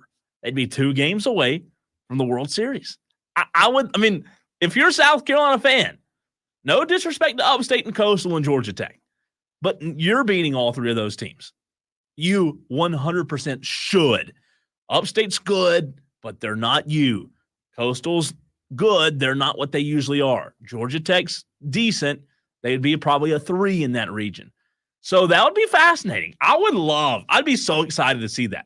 In the Clemson region that is projected, Diesel, from the NCAA.com website, Clemson Tigers would be a 1. Overall 3 seed, by the way. Georgia, College of Charleston, and Army. So a really interesting matchup for Clemson, Army, Georgia, and College of Charleston. Obviously, Clemson would play Army first, but you remember they played Georgia this year earlier. We were at Ingles the day after. Clemson had them on the ropes, should have beat them, but the home run went foul that wasn't. Yeah. But those are 2 really good teams. That is a tougher draw for your regional. Oh, yeah. To have number 15 Georgia in there with you. Now, again, we talked about yesterday, despite what Chris Phillips had to say about Clemson would struggle in the SEC. Clemson's RPI is better. Their strength of schedule is better. I understand that the SEC conference RPI is better than the ACC's conference RPI. But Clemson's RPI and strength of schedule are both stronger than South Carolina's. So, in theory, Clemson is playing in a better league. On paper, they're playing in a better league. Or at least, let me rephrase that. They have played a tougher schedule than either of those teams. So, they should be able to handle Georgia in a regional. And only thing I'll say on that, RPI does include whether you win or lose against those good teams. Sure. South Carolina just hasn't won against a lot of those good teams. If Carolina were to beat Alabama and Arkansas, South Carolina's RPI might be higher. They just didn't beat the good teams. Clemson has beaten the good teams. South Carolina hasn't. That would be tough for Clemson. It would be very, very tough. Has South Carolina played Coastal Carolina this year? It seems South like Carolina has not, off the top of my head, played Coastal this year. I'm not looking at the schedule, Diesel, but I don't think they have. They did play USC Upstate. Twice, I believe. Yeah, beat them 14-8 at Fluor Field back on March 19th. Yep. And then see if they played them again. But you remember, no, it was Clemson that lost to Upstate here. Correct. Or was it at Clemson that? I think Clemson beat Upstate here in Greenville, and then Upstate beat Clemson at Clemson. Yeah. So, I mean, Upstate's a good team. I love that these regionals, they'll pit teams against each other who should be playing each other more often. And I think that structure is why I mentioned it earlier when we were talking about the Snoop Dogg Bowl. Yeah. And I don't like automatic tie-ins in college football bowl games. I think college football bowl games need to regionalize in a major way. They need to be matchups between teams who don't play each other but should. And that's what I love about college baseball regionals. See, college baseball still understands that regionality matters. It is the ultimate regional sport. And we're watching how much it's growing. It blows me away that college football doesn't see that and at least try to incorporate some measure of it. I love Memorial Day and the announcement of all of the regionals, all of the matchups. Obviously, the only bad thing that I don't love about Memorial Day, Diesel, is this is I'm playing both sides of the coin here. The bad thing is we will not be on air to react live. We will the next day on Tuesday, but Memorial Day is a great day because if you're a college baseball fan, you do get to see that entire list, right? The College Station, who right now they're playing as good as anybody. Norman Reed. I love it. I can't wait. I know that Clemson will host South Carolina. They've got to take care of business against Georgia. I think if they take care of business against Georgia, I think they'll be in good shape. You got a tough two series set ahead of you. But the truth is, your fate is in your hands. You have the ability to go out and make it, to host a regional. I think you're going to be safe no matter what. I mean, you could probably lose all 6 of those games and still make a regional somewhere. It wouldn't help. It wouldn't help, but you have the ability to go out there and win. Your goal is in front of you. Especially with Georgia at home this weekend. Yeah. Listen, you could pretty much cement it. If you swept Georgia, but then got swept by Tennessee, I think that'd be good enough. I think it would be. I think it'd be good enough if you could, because right now you're at 13 conference wins, 13 and 11. If you go, let's say you go 3-0 against Georgia, that's a huge series win. The perception wouldn't actually take that big of a hit if you got swept by Tennessee. I mean, they are a better baseball team than you. But I'll tell you this, on the road, I don't think is too negative and too harsh against your record to push you out of hosting, because ultimately that is a subjective. It's not an objective. You hit 16 wins in the SEC and you will host. I agree with you. However, I'll say this. If you tell me today that South Carolina sweeps Georgia this weekend, I'll tell you they ain't getting swept by Tennessee. They're going to win a game. Oh, I believe you. Yeah. Yeah. You know what I mean? Like if you sweep Georgia, you're playing some good ball. Messina's tattooing the ball right now. They're going. Parker. They might go. If you told me that, I'd feel really good about them going up there and getting maybe 17. Yeah, that'd be 17 conference wins. That'd be you're hosting.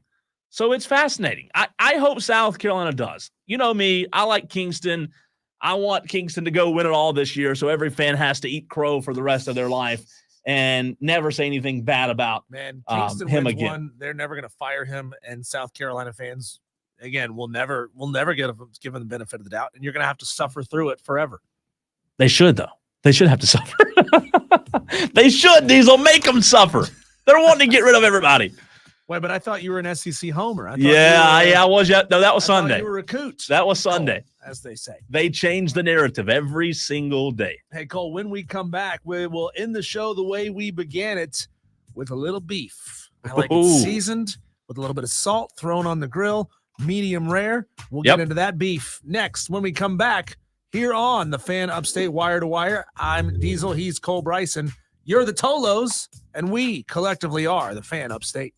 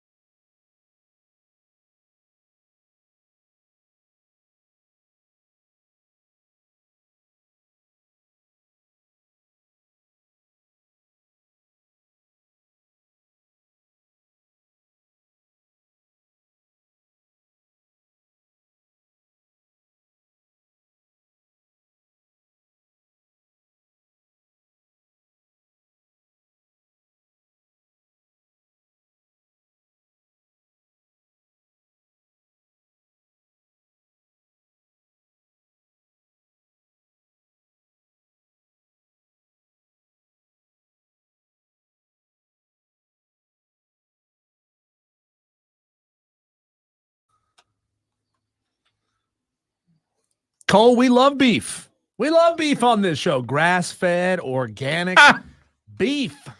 I love it. I love watching the Tom Brady roast because you got to see a little bit of the beef come out with Drew Bledsoe. Sure. Like, that's got to be tough. When you're Drew Bledsoe and you got a ring and you get hurt, maybe if you can give me a little more context on exactly what happened. It's been a long time since I've read about this. But Drew Bledsoe got hurt. He goes down. Tom Brady steps in to fill in. Looks fantastic. Never gives up the starting job again. Bye-bye. Yeah. And I love the fact that they brought Drew on to go after Tom. Drew Bledsoe, he's got this deadpan sense of humor. Yep. That you could, like, it felt like either he was drunk, which he might have been, or there was like a modicum of truth, that little seething anger. Like, man, I flipping hate you. Like, I was good.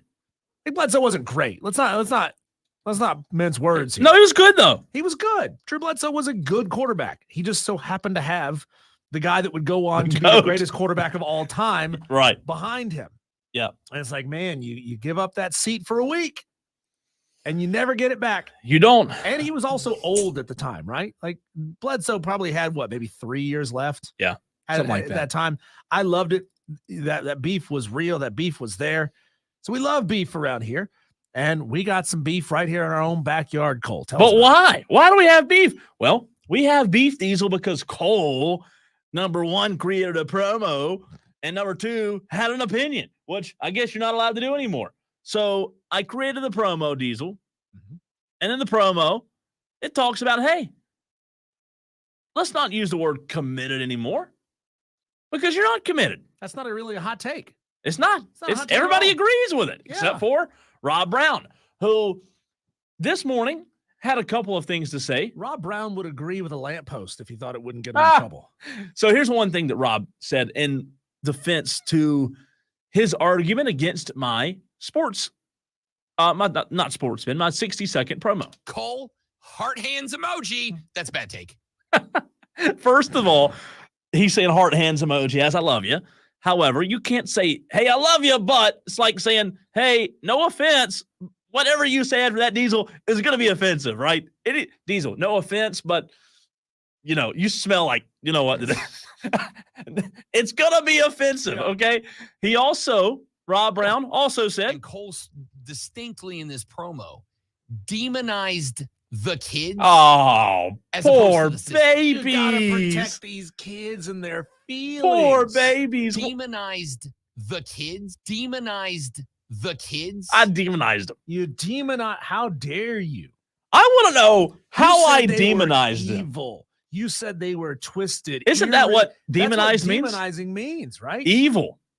These kids are evil. I don't remember saying that in the promo, but demonized the kids. I demonized the kids, according to Rob Brown. Demonizing definition is portraying something as wicked and threatening. I never said the college kids are wicked.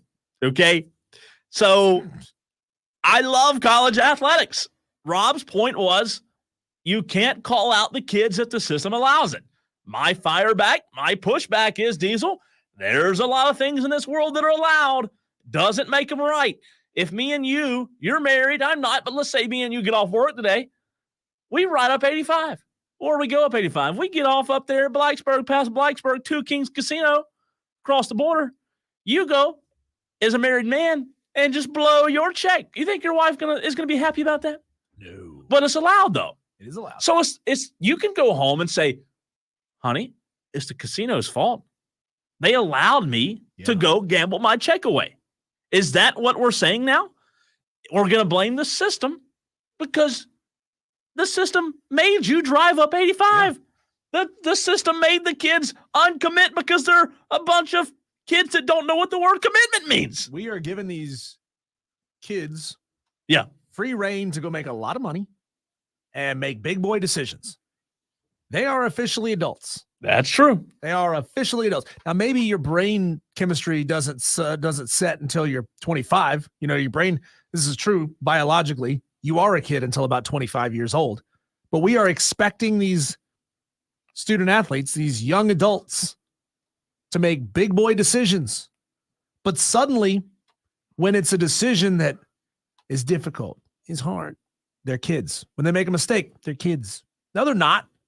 They're young adults who made a dumbass decision. You can treat them like young adults who made a dumbass decision. Why is it that you can try a 17 or 18 or 19-year-old felon as an adult? Because they're adults. Let's stop calling them kids. They're not kids. They're adults. Diesel, in the promo that you've heard, did I at one time ever say I condone a kid for leaving a school? No. I said I have a problem with the word commitment. If you're going to use the word commitment, stay committed. I never said in the promo I have a problem with you being at one school and transferring. However, Rob Jones said, but we're out here cutting 30-second promos about how these kids, they like commitment. So, but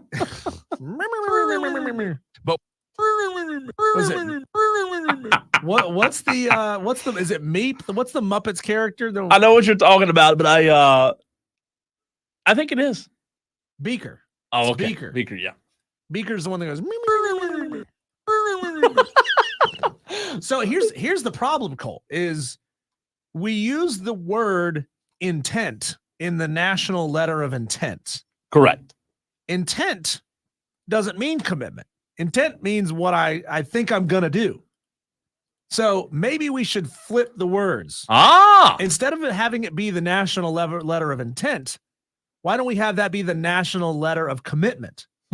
Whereas a player's intent is where they right now at this moment think they want to be. I love that. I intend to sign with South Carolina, but I have not committed to South Carolina yet because you know what?